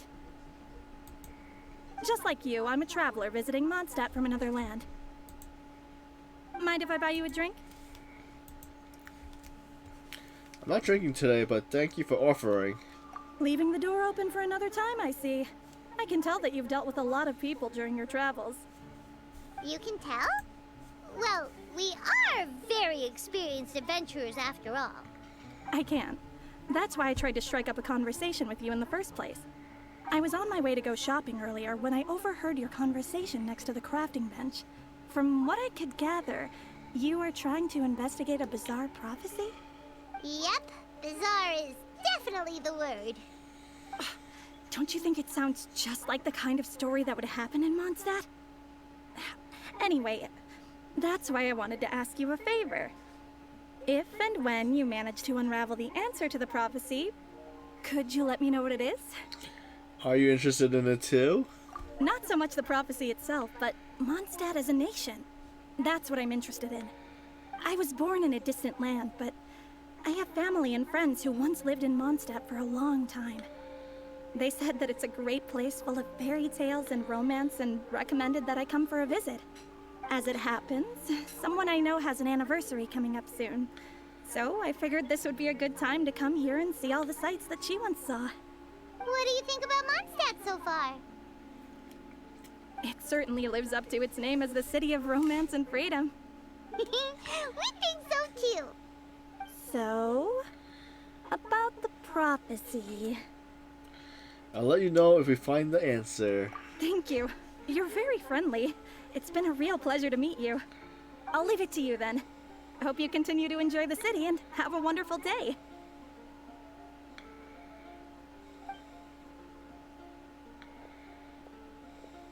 She definitely isn't dressed like a local, huh? Where do you think her hometown could be? Fontaine?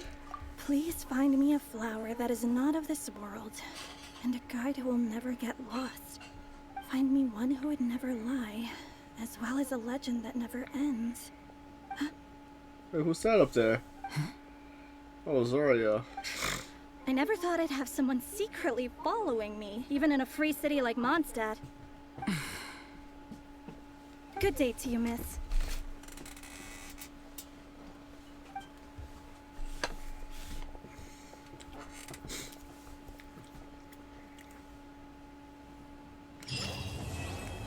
Part 2's done.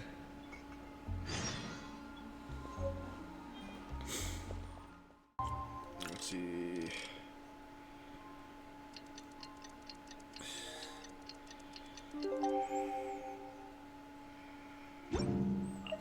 It's time! It's time! Let's go meet Sucrose and Kale at the crafting bench!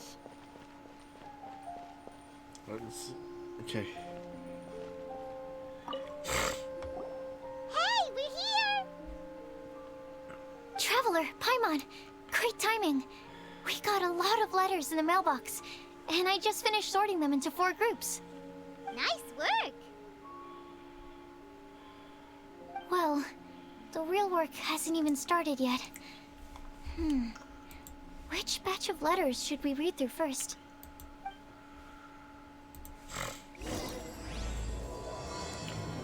Nice. So we're starting the third quest. How can I help you?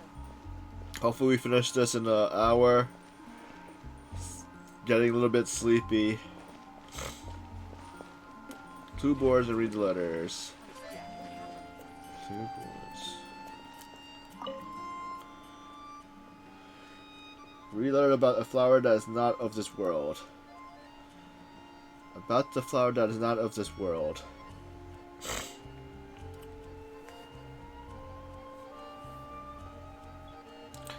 Alright, good luck. And I hope she feels a little bit better.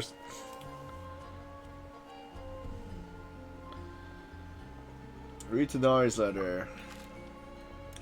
Oh, this is a lot of reading. Okay. Let me just get a drink of water. Then we'll start.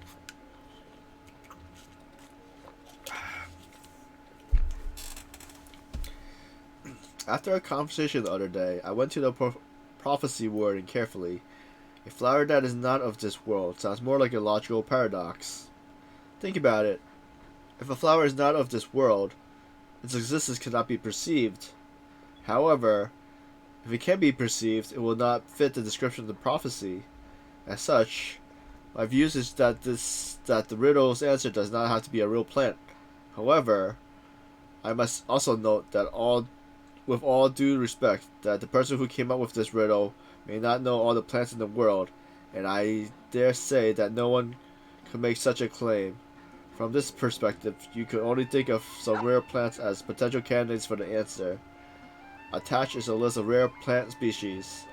I added short descriptions for each entry, and I hope you can find your answer within them. Best wishes to you, Tanari.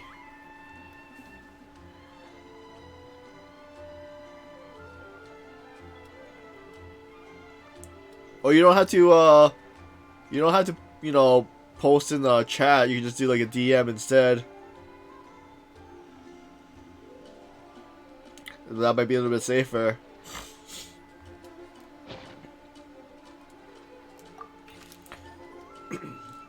Okay, so Abedo's letter. A flower that is not of this world. Doesn't sound like an existing species or something created through specified cultivation techniques. With that noted, I believe we should think of out of the box. After reviewing what I learned over the years, I have now reached a conclusion. Sucrose also came up to discuss her thoughts with me. She hasn't yet decided on the answer at the moment of me writing this letter, so I won't be revealing my own conclusion right now. We can discuss it in details when we meet, and I hope everyone else will bring their respective answers too. I'll see you then, Albedo.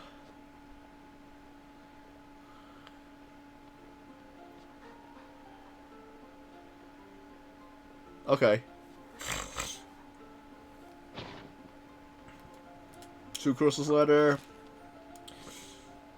I feel strange to insert a letter into the mailbox that I made myself, but I did find my answer. At first, I thought a flower created using alchemy would constitute one. That is not of this world, according to the prophecy. But after giving it some more thought, I realized that instead of creating an actual plant, a flower-shaped mechanism made by alchemized products may fit the description better. So I arrived at my conclusion, a clock in the shape of a flower. The long patches of light brushes past the timepiece, leaving fluttery petals in its wake. The elapsing years stir up the leaves, pushing the needle of time forward. Sucrose.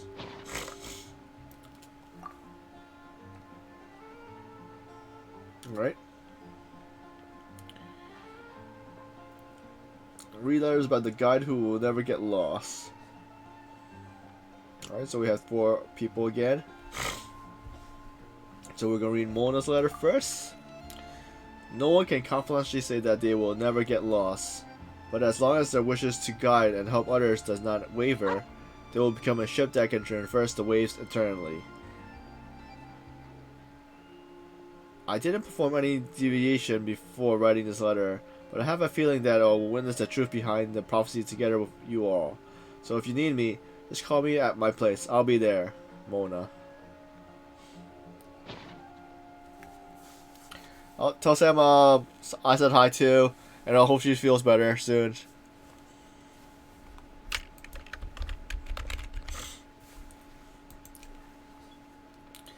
Bennett's letter now. Okay. I've been thinking about this for a long time. Before you came to me with this prophecy, it has never crossed my mind that I could be part of this. Well, as you all know, I'm probably the last person you think of when you come to guiding others. I still have a long way to go, and I'm still trying to figure out how to peacefully coexist with everything in this world.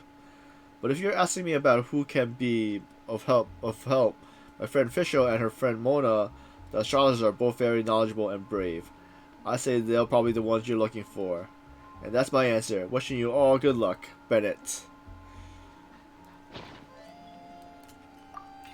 So Amber's letters this time. Guide? It's too grand a title for me, but I love to be everyone's friend. It's something I think I'm good at, and I'm a attentive listener.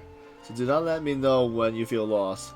To use an analogy, I'm like a torch out in the wild that will help illuminate everyone's path so long as it continues to burn bright. Everything written below is not meant for Kali. Dear Kali, if you're reading this, please turn away. I've been worried about Kali lately. She recovered from the illness, and she still doesn't look at all that cheerful. It feels like she still has things that she can't let go of. Allow me to write down my wish here. I hope that Kali can uncover the secrets behind the prophecy and find her happiness. Whenever she is and whoever she becomes, I'll always be her friend no matter what. We're not the saviors and the saved, but simply good friends. Amber.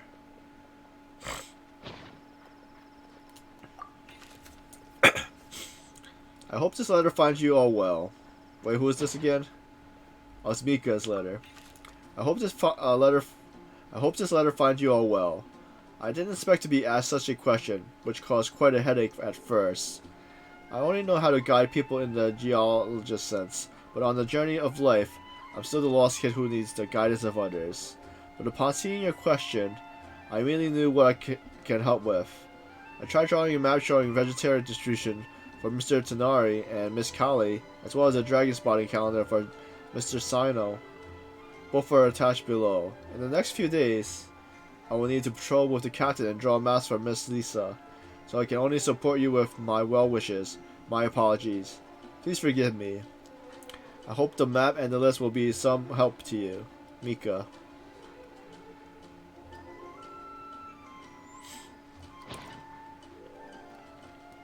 Alright. The last two letters. The one who would never lie. So we'll read Sino's letter first. You are correct to assume that I seldom lie.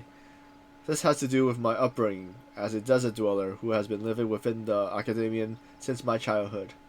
My unusual identity makes it hard for others to trust me, and it would be been harder still if it had not been honest.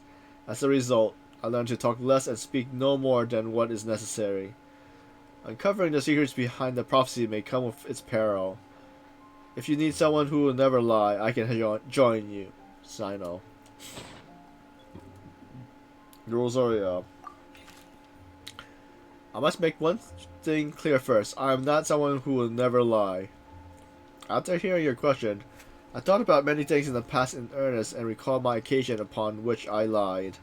I often bring up excuses to avoid choir practice. I also tell white lies too. Sometimes to make myself happy, and other times to allow myself to give up on some struggles. The nicest lie I ever come up with is the one I told Verka, that I didn't want to stay in Mondstadt. Verka's response with another lie, and that was his advice to me. Your current abilities are not suited to live beyond Mondstadt borders. I can't be the answer to this question, and I suggest that you consider what never lying actually means. Does it mean to never deceive? Or to never lie in ill intent? It's a pity that I'm not the one you're looking for, but I believe that someone who meets the requirement will turn up. Good luck, Rosaria. Razor. I asked my teacher Lisa to write this letter. It's much better than the ones I wrote. Many thanks.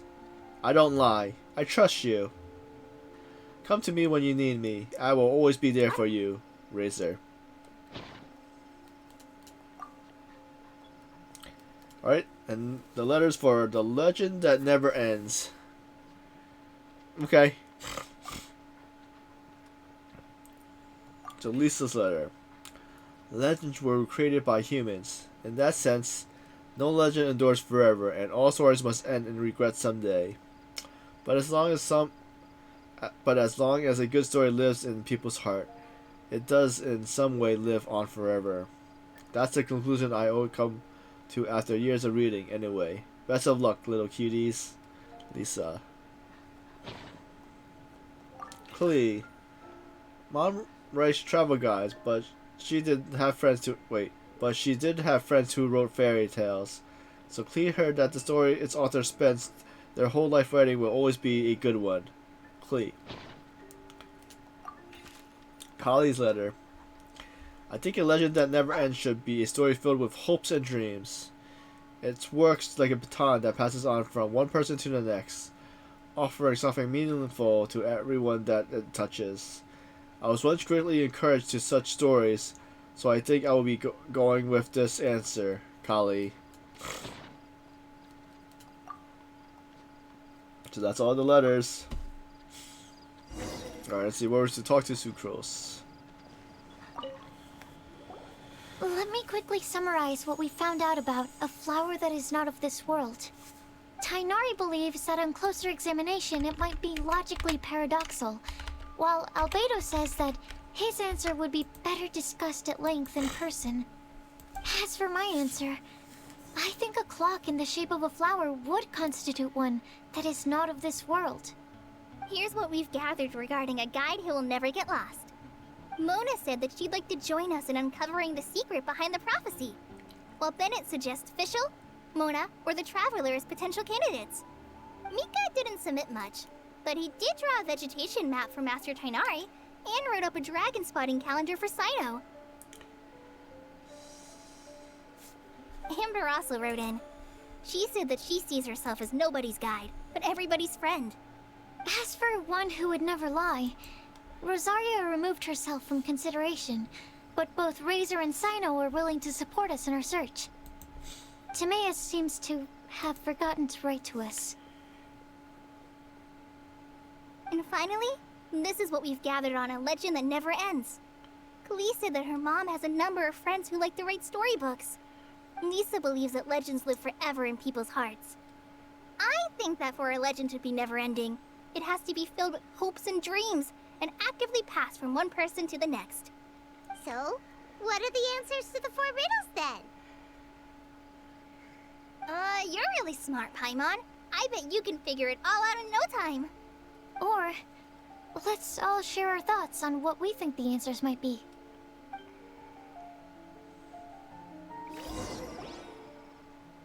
Wait! Wait for me! Oh, Timaeus! What brings you here? I'm sorry, I really am. The time just got away from me and I didn't get around to writing that letter. However, I'm happy to announce that I think I can be the one who would never lie. Huh? This is kinda sudden. Not that we don't trust you, Timaeus, but, could you elaborate a little after you catch your breath? Of course, of course.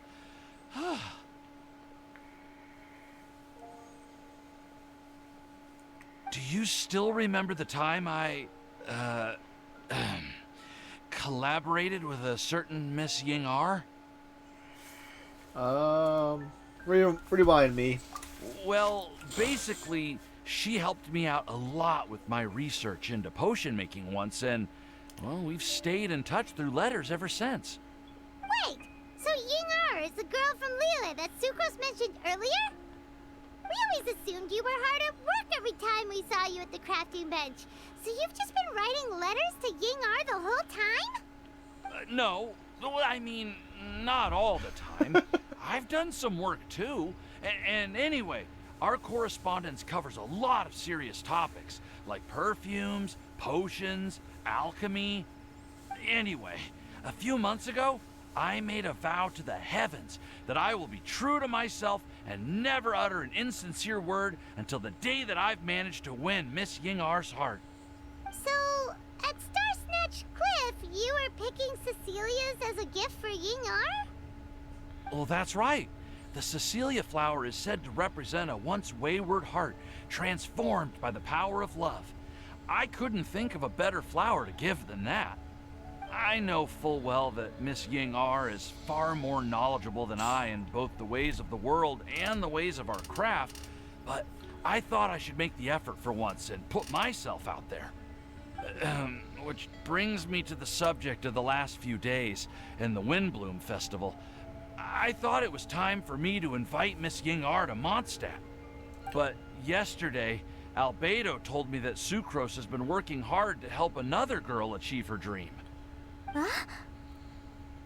And when I went to take a look at our roster, I saw that she'd done my remaining work for me. I feel incredibly guilty. I've been spending all of my time in my own fantasy world while everyone else has been bending over backwards to help other people. How could I ever hope to be worthy of Miss Ying-ar's love if I'm so selfish? Oh, Timaeus. And that's why I've decided to join you. But then what about Ying-ar? Yeah. Haven't you been planning this for over a month now? You said you were gonna invite her to Mondstadt. Well, yes. I did mention in my letters that I'd like her to visit, which is why I just sent her another gift with my hand-picked Windblooms, along with a handwritten letter. I explained that a matter of great importance has presented itself to which I must devote my full attention for the time being. As soon as it's resolved, I'll make haste to Liyue to pick her up in person. I made sure to package the gift and letter with the greatest care. All I can do now is hope that she'll understand. Point being, please know that I sincerely want to support you in this endeavor. Plus, I think I'm an honest person. As far as I recall, I don't think I've told a single lie in my life. Well, you certainly convinced Paimon with that speech. Don't worry, Timaeus. We won't let your determination go to waste. Thank you, Timaeus. Ah, thank you, everyone. I promise to do everything I can to help. Okay, so it looks like we found our one who would never lie. Great! Let's keep it up. On to the other three.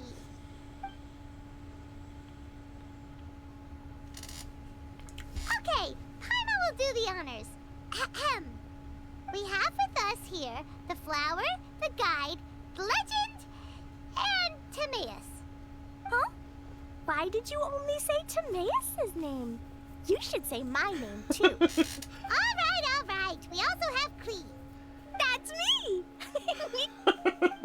With Klee here, this all somehow feels like we're getting ready for a field trip. There's nothing wrong with a more relaxed atmosphere, is there? Albedo, have you figured out your answer? Of course. We will soon see if my hypothesis has any merit. Actually, I'm still feeling a little nervous. Me too. But weren't you all fired up just a moment ago? Yeah, you're right. Okay, let's do this. Actually, I'm a little worried too. Deep breaths. Deep breaths. I know what you're feeling. Saying anything becomes so much harder when there are so many people watching. Well, does anyone know the exact location of where we're headed, or should I do a reading on my scryglass? According to the prophecy, once we've figured out the answer, we should test it at the Lantern of Utmost Joy. Wait, but where is this lantern? Oh, we know something about that. I already found out where it is. What?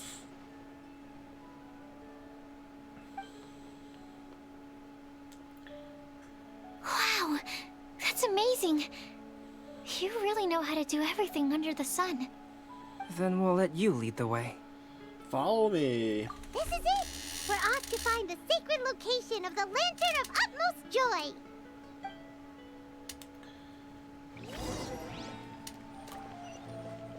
How far is this? We're way behind Oh, schedule. it's pretty far, so let's see if we can port over. Okay.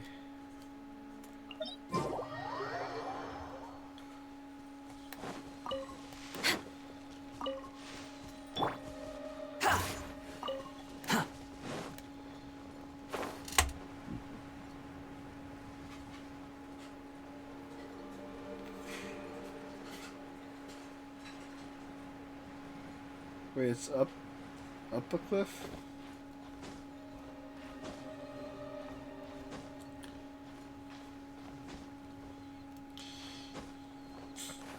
Is your dad at work or something?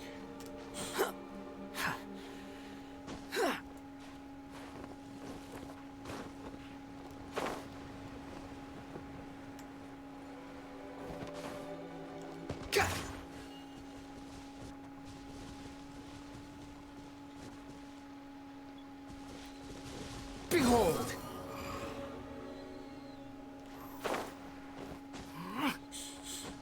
I thought you already called him earlier. I mean, like, you know, like 5-10 minutes ago.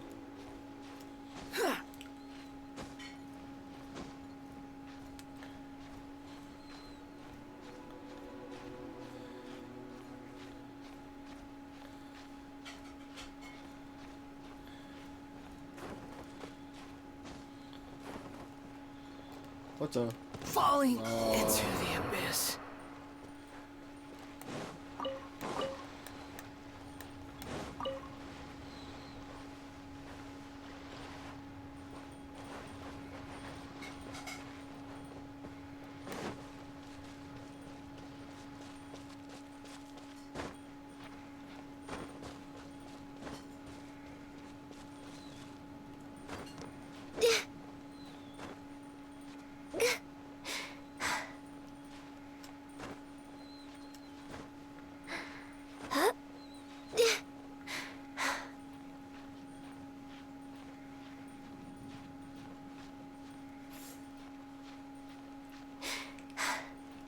Need a flat surface to stand on.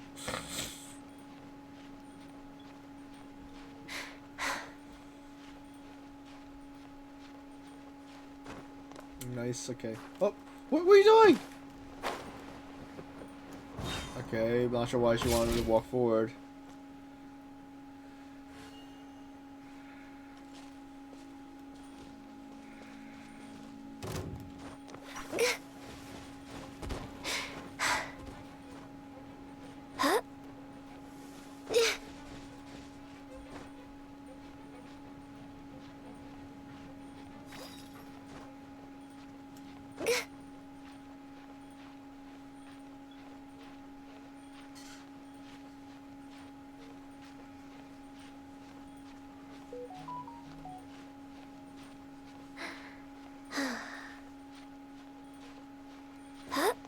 According to the map, it should be somewhere around here.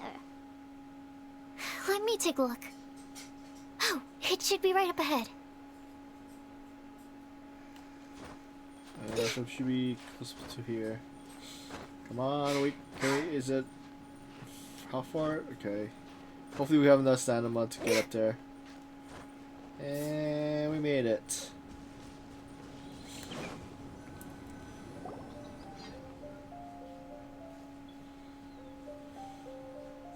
The whole gang's here. Aww. I don't see any lanterns here. Now that I think about it, the prophecy didn't say anything about what the Lantern Utmost Joy actually looks like, right? Maybe we've overlooked something? Traveler, are you trying to figure out something else from the paper? Hey Sam, how's everything? Are you getting enough for us?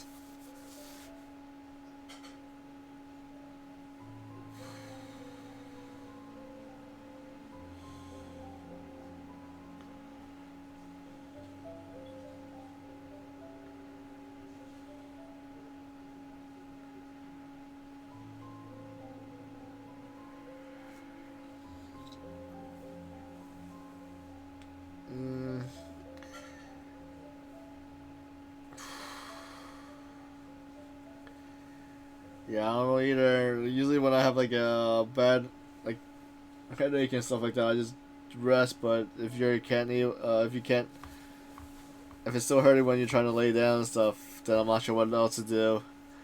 Besides what your brother said to, like, you know, check with a doctor or something like that.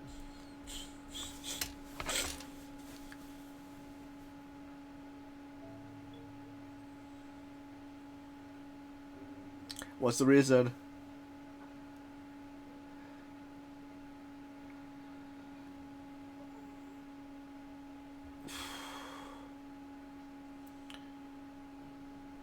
So what I'm trying to figure, see, paper, okay, exactly.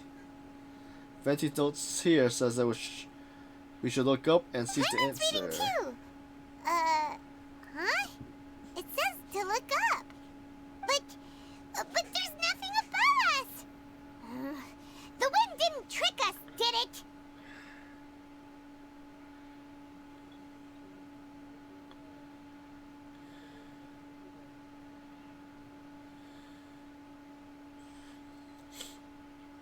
I'm in your channel.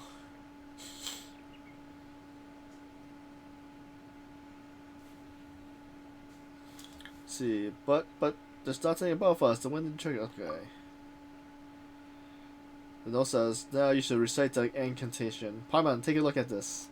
Place the squirrel on the back of the pointy-eared cat, and a pious puppy will open the doors to show you the way. Huh. Paimon read the whole thing out loud, but nothing's happening. Look! Look! The wind is blowing! What a strong wind current. Let's ride it up and see where it leads us. Huh? We'll have to fly up there? Can someone carry me with them? Here.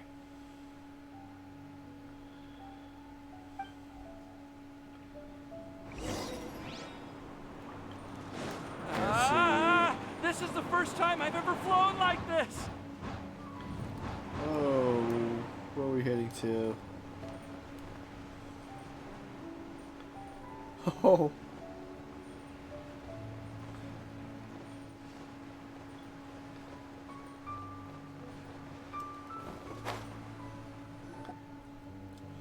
like a dinner party. How did this little island get up here in the sky? Did somebody make it? Just to be safe, I've been jotting down our entire route here. This way, no one will get lost. Oh, good thinking, Kale. Huh. Who would have thought we'd find this kind of table here? Weird. It's almost as if someone was holding a tea party. I never would have guessed that such a place could exist. Right above Mondstadt, too. Wow, look at that pretty lantern on the table. There's even a chair for each side of the lantern, too. There seems to be something on the back of this chair. Let me have a closer look. Take your seat, present your answers, and you shall reach enlightenment. Well, as far as instructions go, I guess that's simple enough. So we just need to do as it says, right? Wait a second. Huh? What is it, Albedo? We'd better make sure this place is safe before taking our seats. Everyone, please stay clear for a moment. Well, all our questions and doubts aside, the scenery here is pretty amazing. It'd be impossible to feel stressed here. How is everything, Albedo? Everything seems to be fine. I didn't find any traps or suspicious mechanisms, but I also couldn't find any overt destructive devices. Huh? What do you mean? Well, it seems that wrong answers won't have any catastrophic consequences. Looks like we'll have to sit on these chairs and fulfill the prophecy. Everyone, I would like to suggest that we try some risky answers on our first attempt. Let's reserve our most confident answers for the second round. That sounds kind of smart. But why? Ah, I get what he means. If we do as he says, then we may be able to figure out how the puzzle works. I see. That makes a lot of sense. Mona, is there something wrong? You're not looking too good. Oh, are you hungry? I brought some snacks. Thank you for offering, Klee, but that's not quite it. While Albedo was checking just now, I gave my scryglass a spin hoping to find some information. But there's a strange aura to this place. It's almost as if someone has been staring at me as soon as we stepped foot in here. But if nothing here has actually been physically tampered with, then... no. Could that person be...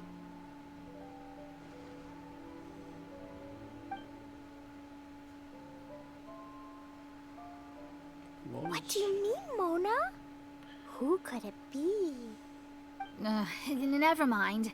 It's not like I've got any proof. Don't leave us on the edge like this, Mona. I'll just do what Albedo said. Yes, let's test the hypothesis together, Klee. Come on, join us, Mona. Oh, all right. Okay, then I'll answer the first question. If someone were to ask me to find a flower that is not of this world... You can do it, Sucrose.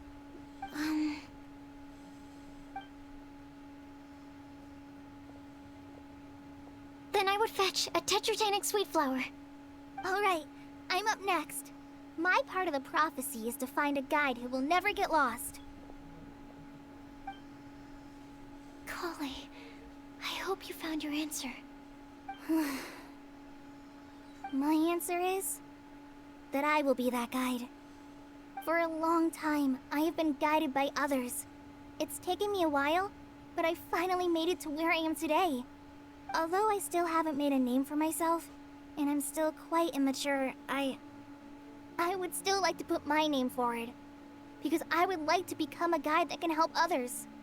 I want to help others the same way Amber, Master Tainari, Sino, and everyone else helped me. Now it's my turn to pass on the gift that I've been given. All right, it's up to me to answer the third part. I'll submit myself as one who would never lie. Although I've never really had any other virtues or talents, I'm confident that I've always been an honest person. I'd like to thank everyone, too, for giving me this opportunity to validate myself. And last but not least, I will answer the final part of the prophecy. There's no tale more befitting the title of a legend that never ends than our fates as human beings. Wait! The lantern just lit up! Whoa! All four sides of the lantern are glowing! Huh? But all we did was submit a batch of test answers. Colin, could I ask you to stand up for a second? Oh, alright.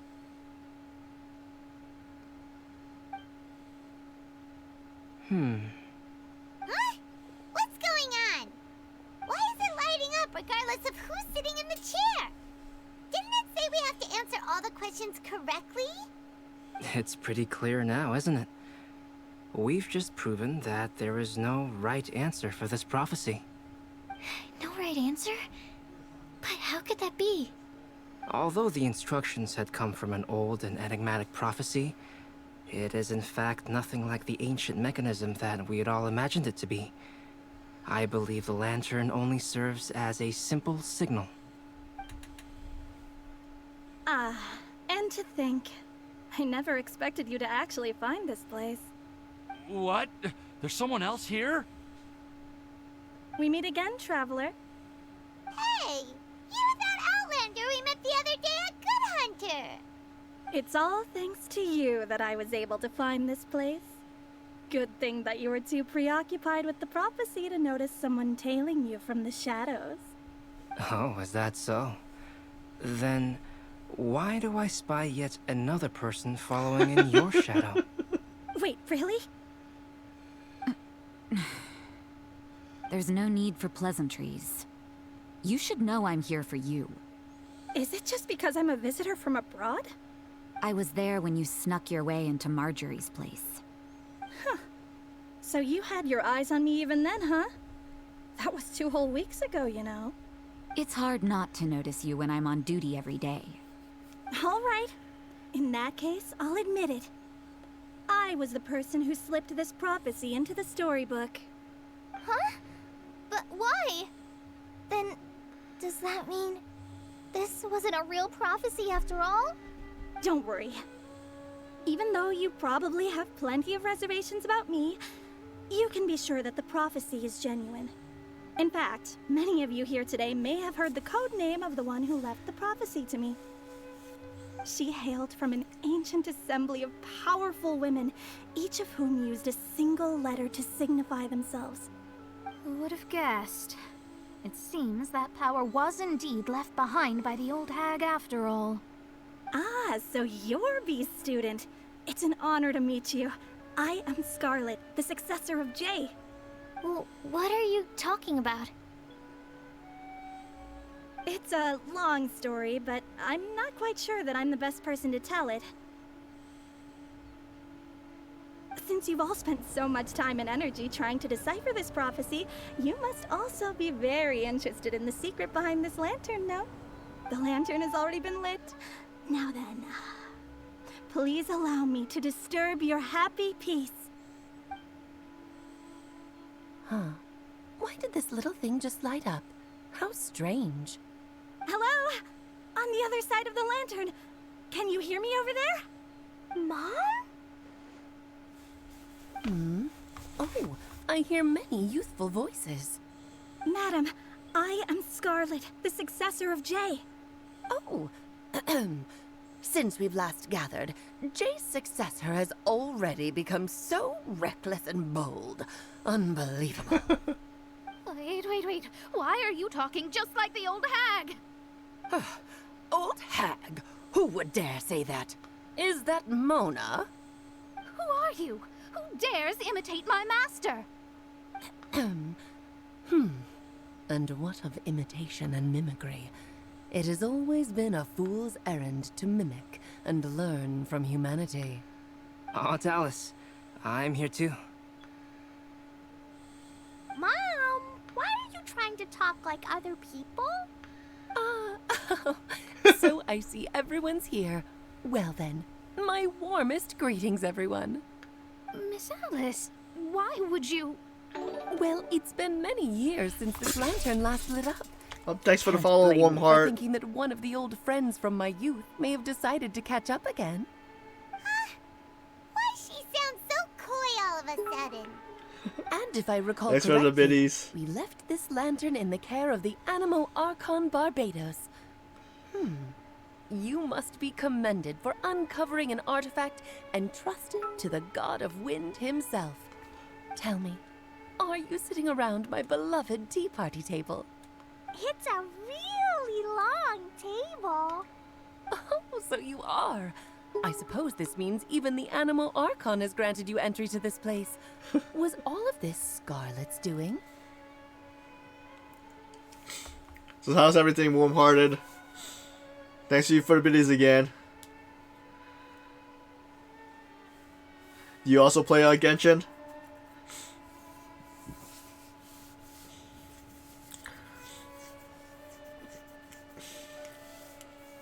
So we're finishing up the third part of the Windblume Festival event. Wait. Paimon's completely lost now. So what was this assembly you were talking about earlier? Oh, Miss Alice, would it be all right to leave the explanation of that to you? Well, you should be rewarded for making it all the way up here and activating the lantern. Now then, let me tell you a long and ancient story. Ever heard of the Hexenzirkel? As the spooky name suggests, it's a secret society. Once upon a time, it even challenged the Animo Archon himself.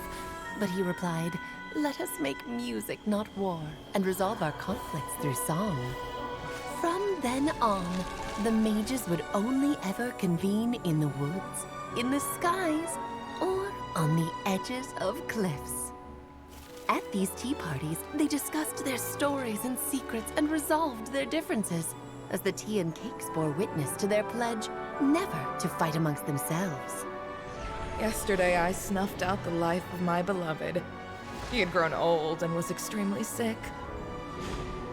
He loved me dearly, so I took his fate in my hands and ended his pain. I'm raising a son. Of all the children I had, he's the only one left. But I suppose that still makes me a mother. My lifespan is nothing compared to yours, so I wish to leave you with my storybook. Actually, maybe you can pass it on to your children one day. Oh, this looks interesting. Let me scry. My dear sisters, we mustn't let prophecies threaten our bonds of friendship. Even the most frightening witch was once a little girl, and growing up can be so tough. Sometimes we all need to vent our troubles to the wind. Even if the nations go to war, or the sky falls down, the mages' tea parties shall forever be held around this table.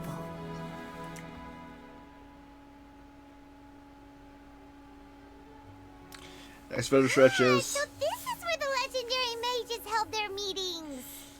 That's right. We often met here to chat and have tea. But then, what about the part saying that if we light the lantern of utmost joy, we'd receive a supreme blessing? About that. I never expected anyone other than Jay to actually read the full contents of that prophecy. It's a little embarrassing. The truth is, that prophecy was actually just a letter that we sent to Jay as a group the day before her wedding. So it was indeed written by all of you. I must thank you for resisting the urge to immediately reveal the truth to everybody, Albedo. Knowing you, you probably figured out everything the moment you laid eyes on the message. No, it took me a little longer than that. A flower that is not of this world, a guide who will never get lost, one who would never lie, and a legend that never ends. These 4 descriptions signify 4 individual mages. When a member of the organization had to leave the group to spend the rest of her days with her beloved, the other mages would write down this prophecy and send it to her to invite her for a final get-together. A flower that is not of this world signifies, of course, flowers that do not naturally exist in this world. This is the signature of our full name, Rhine-daughter, also known as Gold. If there's anyone in this world who could create a flower species that does not yet exist, it would be her. The guide who will never get lost is N, otherwise known as Nicole. You may not have encountered her yet, but she is a truly extraordinary woman who has made this world's direction and order her subject of study. Some of you may be fortunate enough to have already heard her voice. Like a prophetess, she will only speak to guide people toward the truth when a change has occurred in the world. She has a tendency to suddenly speak in someone's mind without any warning.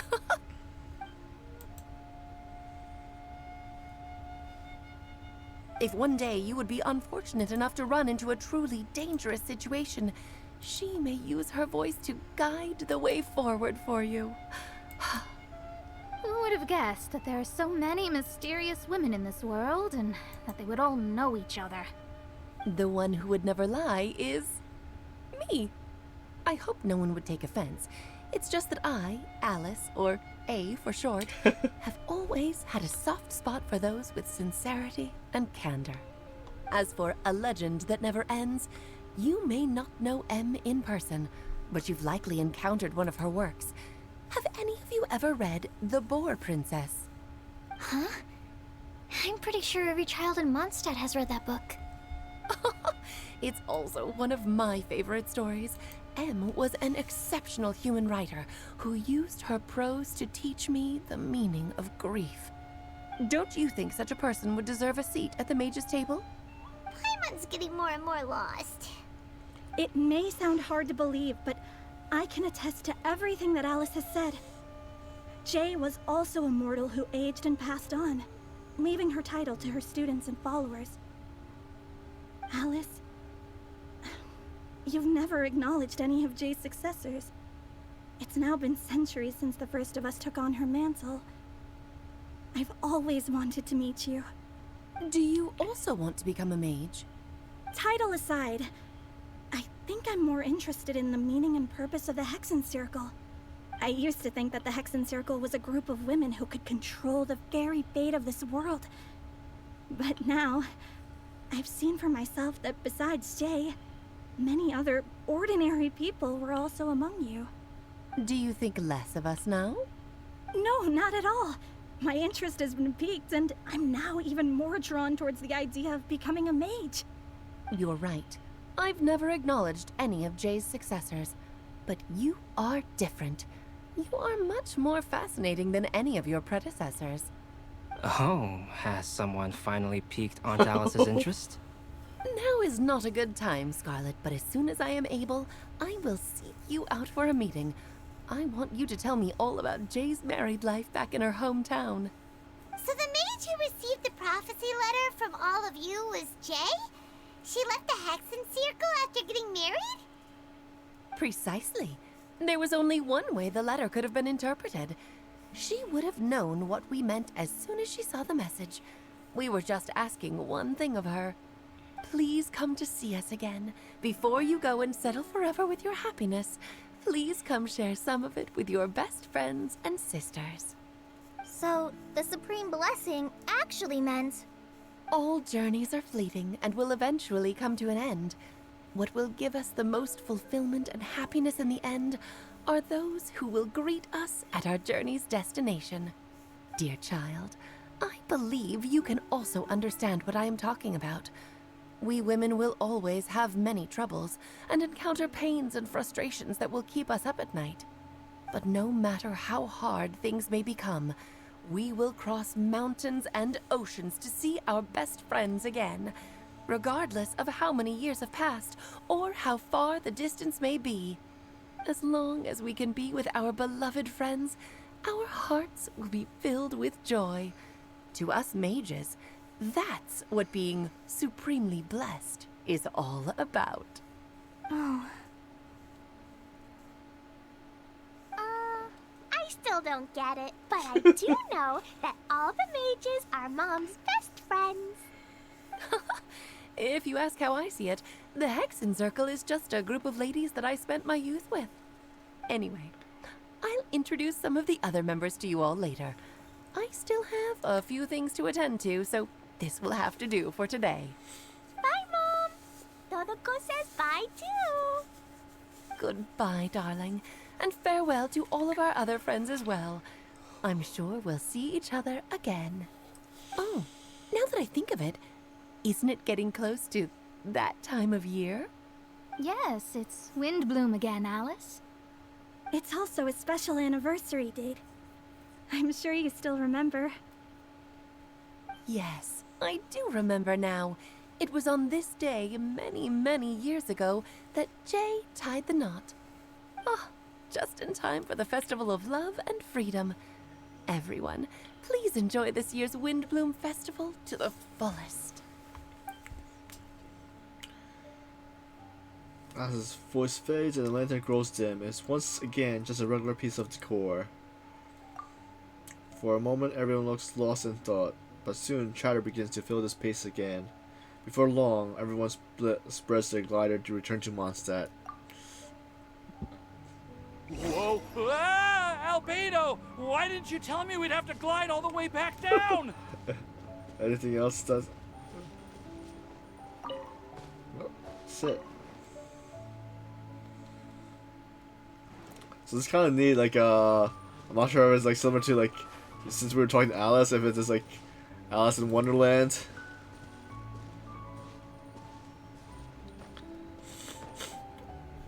Oh, I saw what she posted in my chat.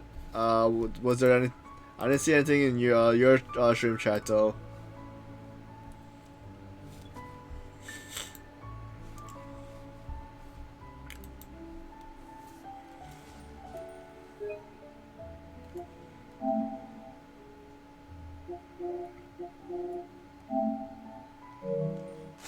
Let's see. Where's Mondstadt? Or is there anything else? Is this any? No, this place. Oh man, okay.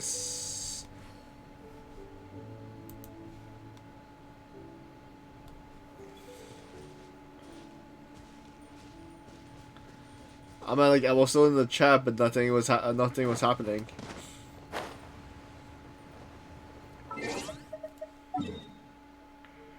So take the wrong route. All right.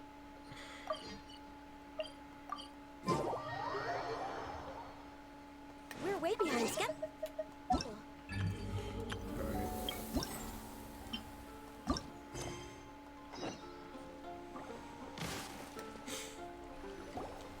Are we at the end of the Oh. motion sickness? Are you okay, Timaeus? Maybe you'd feel better if you just, let it out. I'm fine. I'm just a little glider sick, that's all.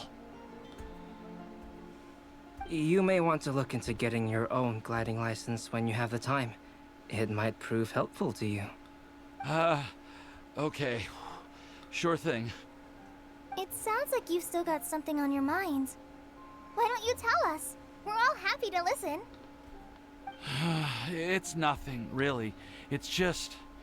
Well, Alice's story was really interesting and romantic. I won't argue about that.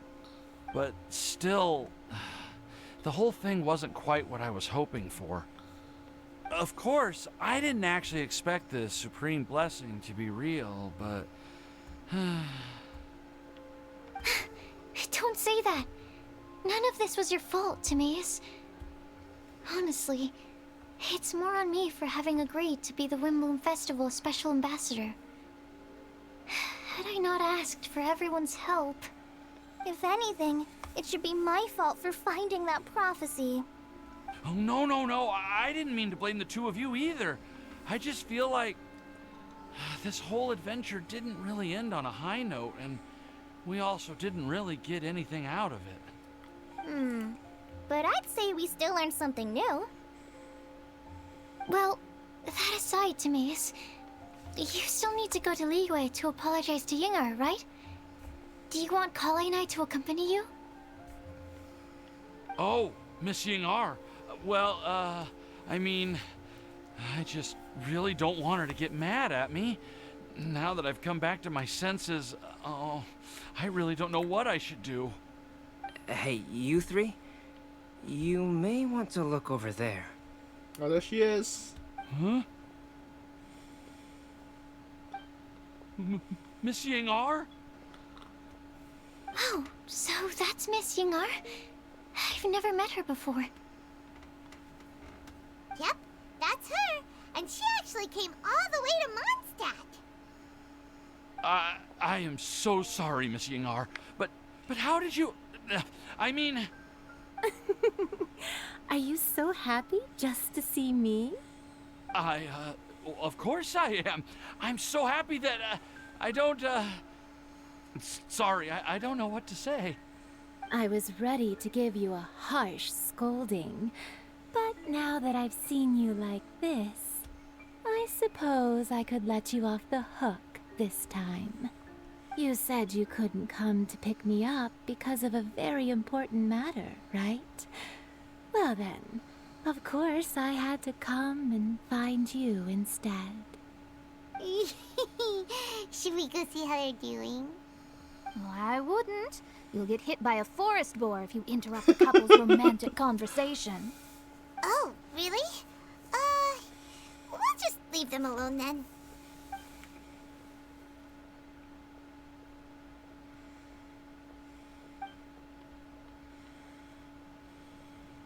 I am so glad to see Timaeus find his happiness. I have to say, I'm even more envious of you, Sucrose. You can be happy just to see others happy, and you gave me so much help without any expectations in return. Even though you said that we're very much alike, I still feel like you have a much bigger heart than I do. But if you say that, then I'd say I'm also nowhere near as brave or tenacious as you. I guess we have the same amount of positive qualities. They're just spread over different parts of our personalities. I've never visited Sumeru, or made many friends from outside of Mondstadt. I'm happy just to have met and become your friend. Maybe I'll get shy and flustered when I meet other people I don't know in the future. But that's okay too. Since we are so alike, you probably get what I'm trying to say. You just need to believe that all of your issues aren't really issues at all. But isn't it too late now Yeah. for me to learn to accept myself? Well... Do you know anything about the blooming cycles of Cecilius? I may have read about that in a book before. That's a topic that my parents used to talk about back when they were still dating. Surprising, right? To think that people would talk about that while on a date. My mom brought it up at dinner one time last month.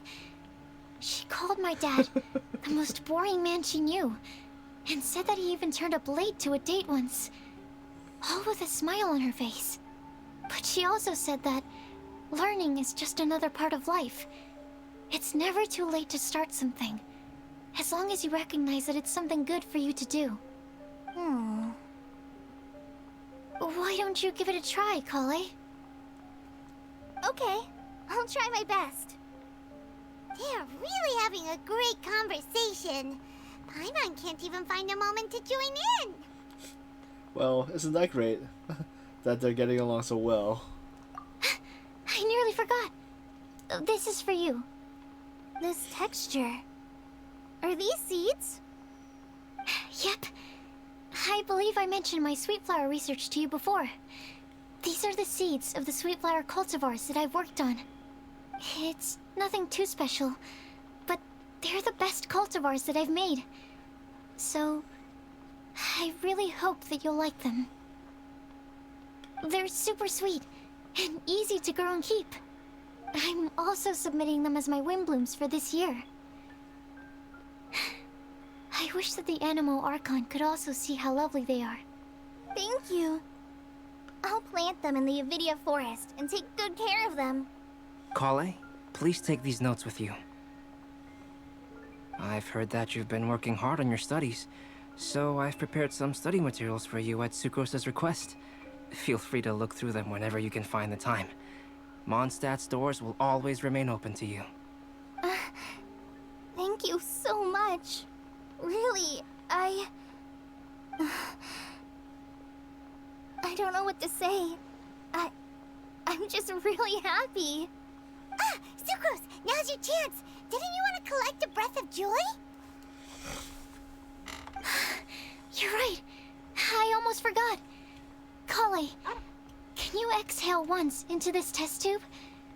I will save this breath of joy and use it in my research. Oh, really? May I? Of course. Kale exhales into Sucrose's test tube, and the fluids turn a deep violet. A sparkling cloud then puffs out of a test tube and rises into the air like a marshmallow before it's taken away by the wind. Huh? Oh, that's neat. What was that? It was like a little cloud of happiness. Oh, thanks for the hydrate. It flew away.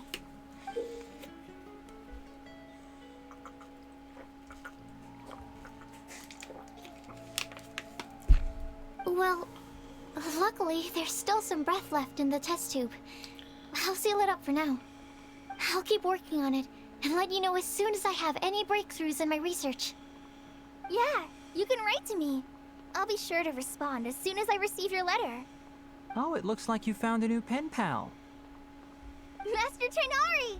Sino! If your friendship was forged in a test tube, does that make you test friends forever? That's it. Think you've ruined Sumeru's reputation in Mondstadt beyond all hope of repair. All that matters is that I've enjoyed Mondstadt immensely. The dragon here possesses a majestic form. Oh, that reminds me. Traveler, this card back is for you. Didn't Sino commission this? Sino wanted you to have one for yourself. If I had to guess, I'd say he probably wants you to use it if you challenge him to a duel. I'm a master of the game. Do you dare challenge me? Can you believe this guy? Huh. Let's knock him off his high horse. It's time to duel! Let me check if I have that, sound alert. Let's see, do I have it, the sound alert?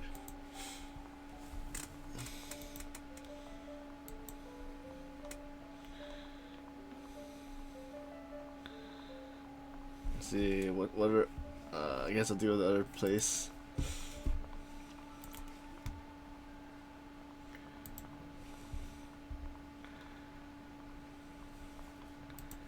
About, let's see, is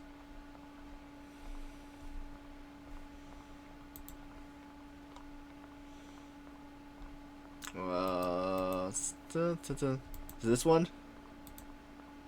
It's time to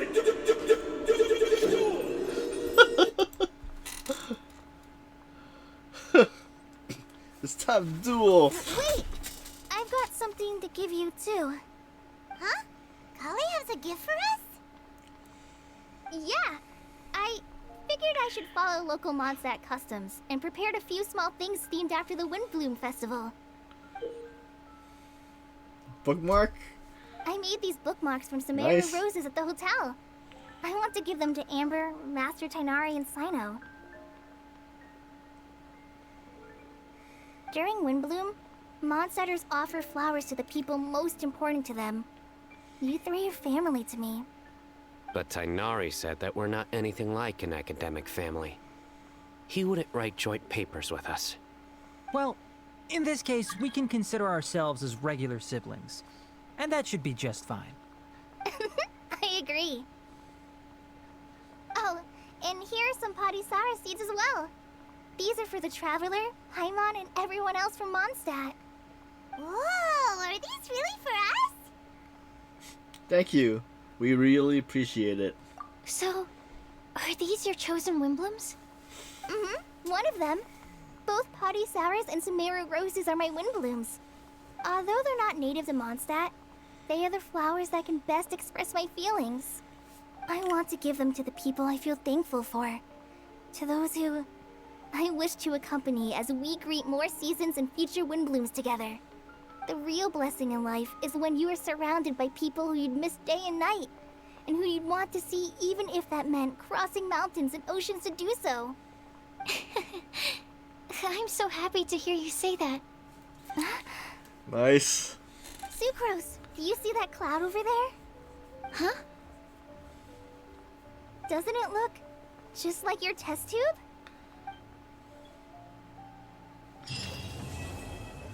One, two, three, four, five, 6, 7, 8, 9. Okay, so there's 9. Alright, let's.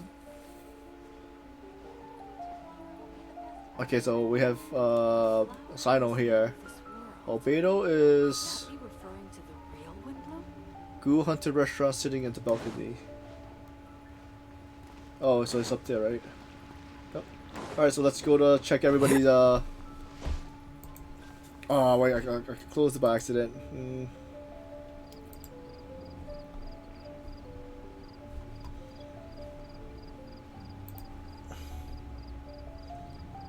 Alright, so let's see. We'll go from. Oh, wait, there's more. I forgot. Knights of Indiana's headquarters. Okay.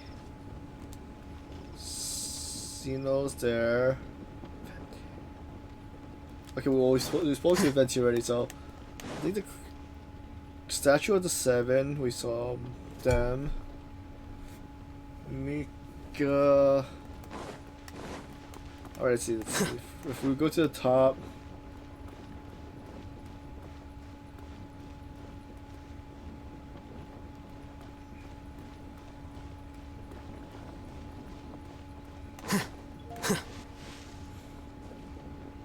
Yes, Asu, how's everything?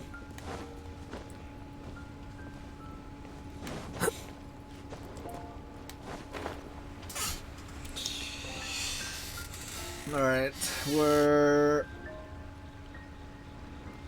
where's the headquarters at?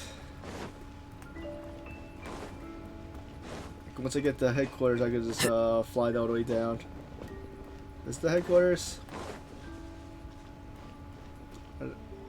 Is it? No. Yep, okay.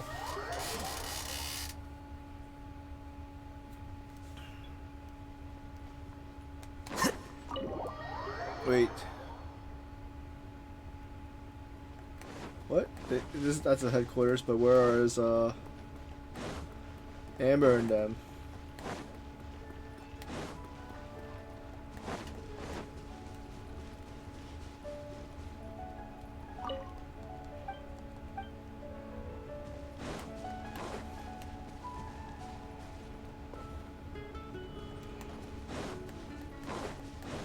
Alright, so I don't see Amber, Collie, or...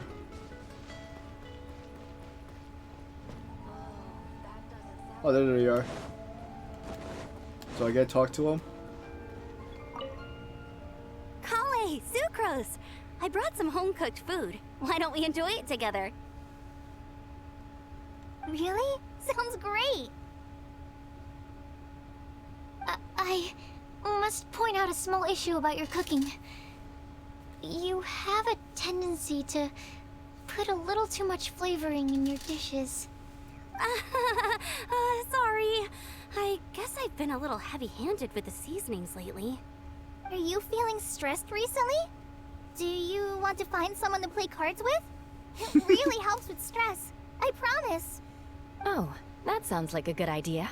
If I recall, both you and Sucrose are pretty good players, right? Oh yeah, we are. We've been playing together, and we were actually talking about this just a few days ago. Since you are already familiar, would you mind also showing me the rules sometime? Yeah, Kale seems to be a natural at the game. Maybe she's already the best player out of all of us. Huh? Me? That's right. You've been all talk at the tavern. That little girl from Sumeru is really good at the game. If I can find the chance, I would love to test my skills against her. Really? Isn't that great, Kale? You've become a TCG celebrity. Oh,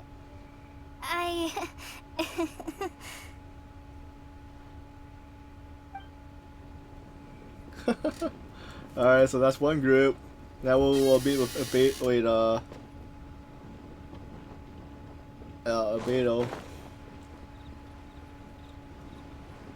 Can we make it? You like the card back from Sino, right? I must admit, I also spent a good amount of effort coming up with a design. His request was quite interesting. He wanted a dragon, a cool pose, and a design that would stand out and awe his opponents. Although the commission was for himself, he wanted the back to be flashy enough to draw the attention of the opposing player.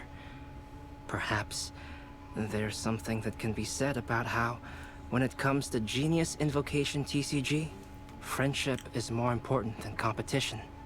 He also said that such an impressive card back should be shared with friends. Since he gave it to you, this must mean he considers you to be a close friend. Oh, and speaking of, to repay my efforts, he also gifted me the card back as well. Maybe I'll also give the game a try. So did he write notes that? Wait.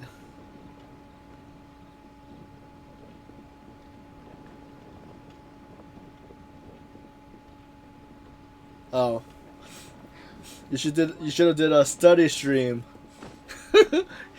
He could have came by and you could still teach him. And anybody else that wanted help.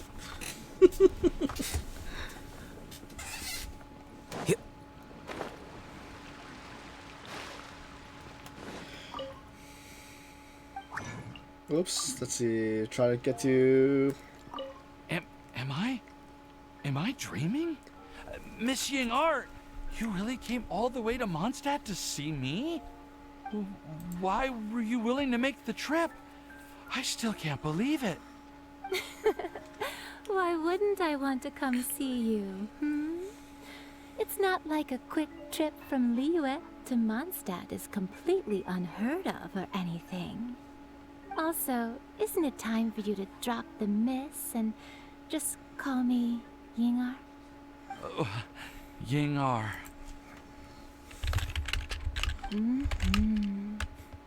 Yingar. I think I still need some time to get used to calling you that. Look at you, already so flustered. And we're just getting started. No, I'm just overwhelmed with happiness. Thank you so much for coming to see me for Windblume.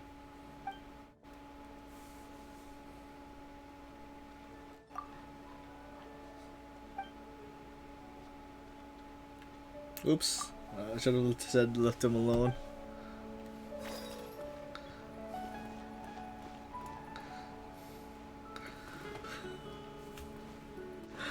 Sasu will be like, Sasu-sensei will teach me new things.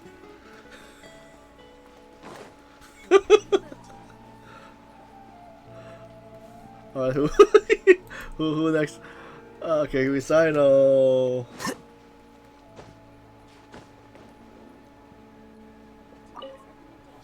I quite like my new card back. It goes perfectly with my deck. I take it you've also received your card back? Want to use it to play around?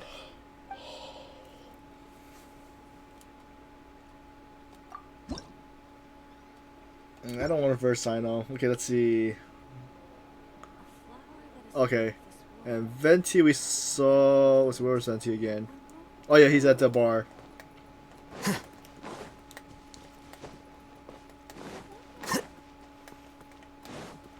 Jules from Liyue, come together.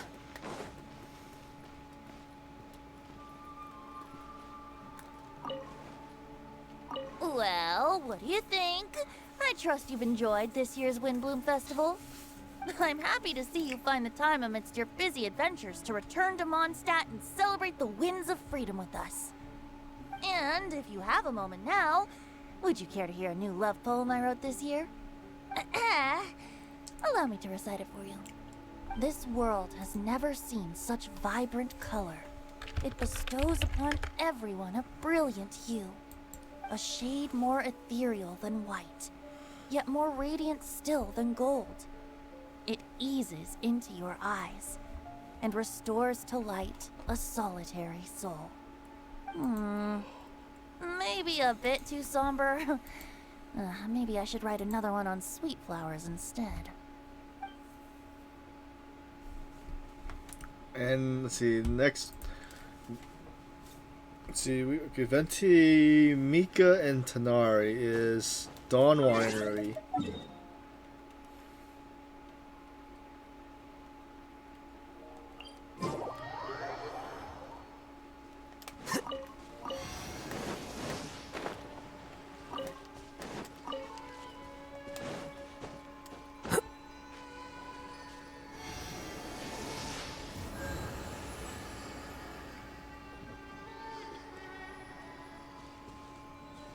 So the cliff to the north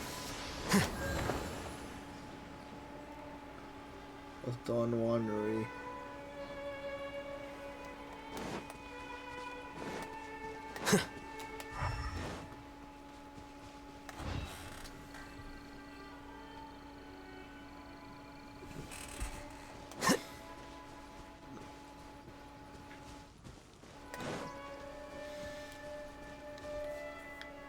So when you said fractions and percentage, is that like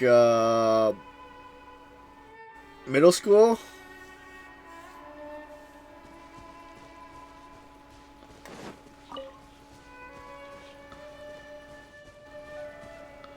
One. Okay, let's see. Wait, did they show me the location for them? Oh, wait, never mind. I can just look at this up. Let's see, where is it? Where is...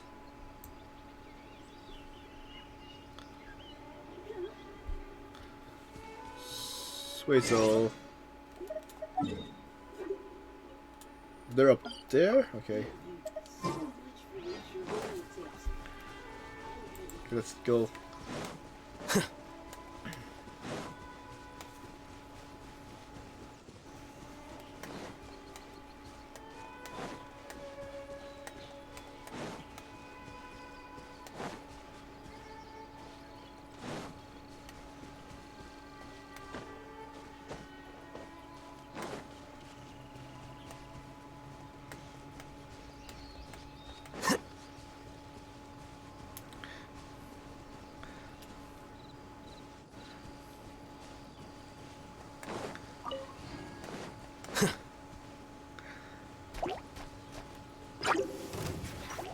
Behold!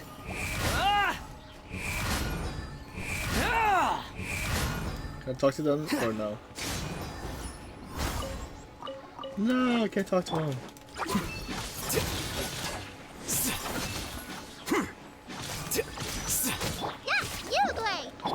Squall and Fury! Positions! Yeah!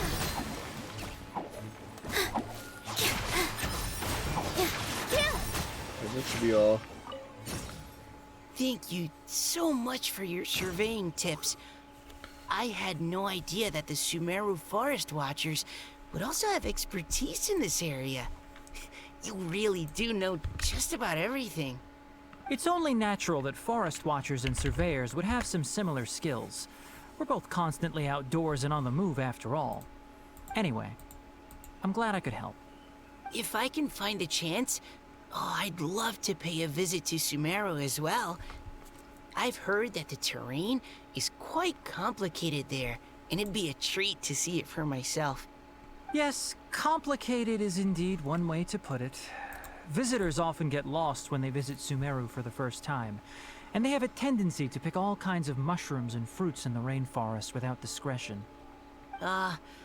We get a lot of people here picking Phalanima mushrooms as well. Actually, have you ever tried adding them to a recipe?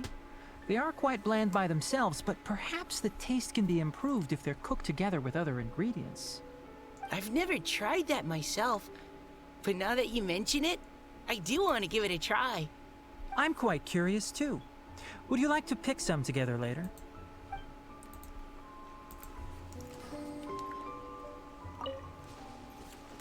Alright, and the last is what we saw before was Klee and Mona.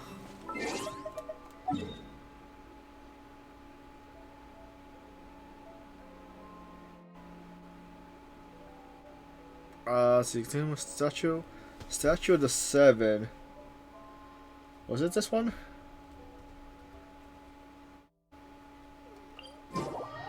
Or did I miss? I guess I'll look it up again. See what was this, guys? We saw them before.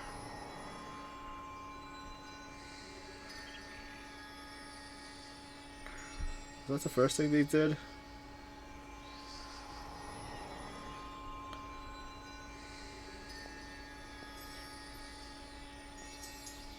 Mari. Wait, so you will find Klee and Mona near the Statue of the Seven. So it's in this. But this.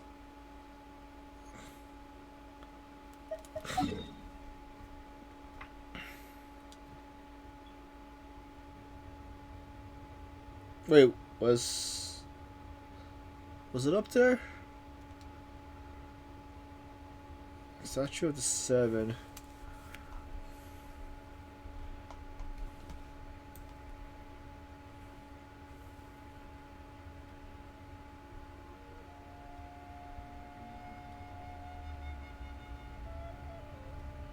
So is like that, like what secondary school, is that like cram class?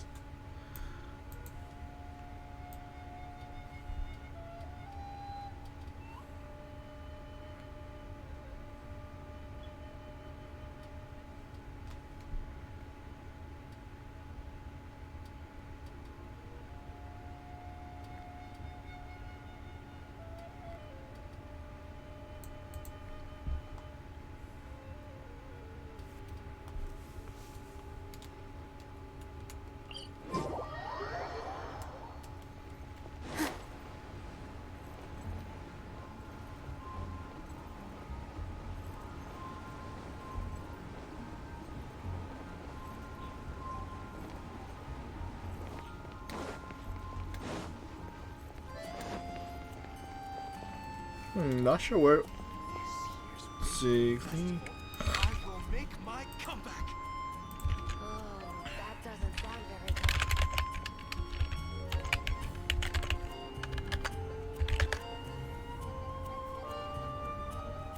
Oh no! Is it like a cram class? Like, you know, what is it like the like that's, you know, like if they once they finish school, like after like school, like, instead of after school activities, they go like a cram school. It's nothing like that, right?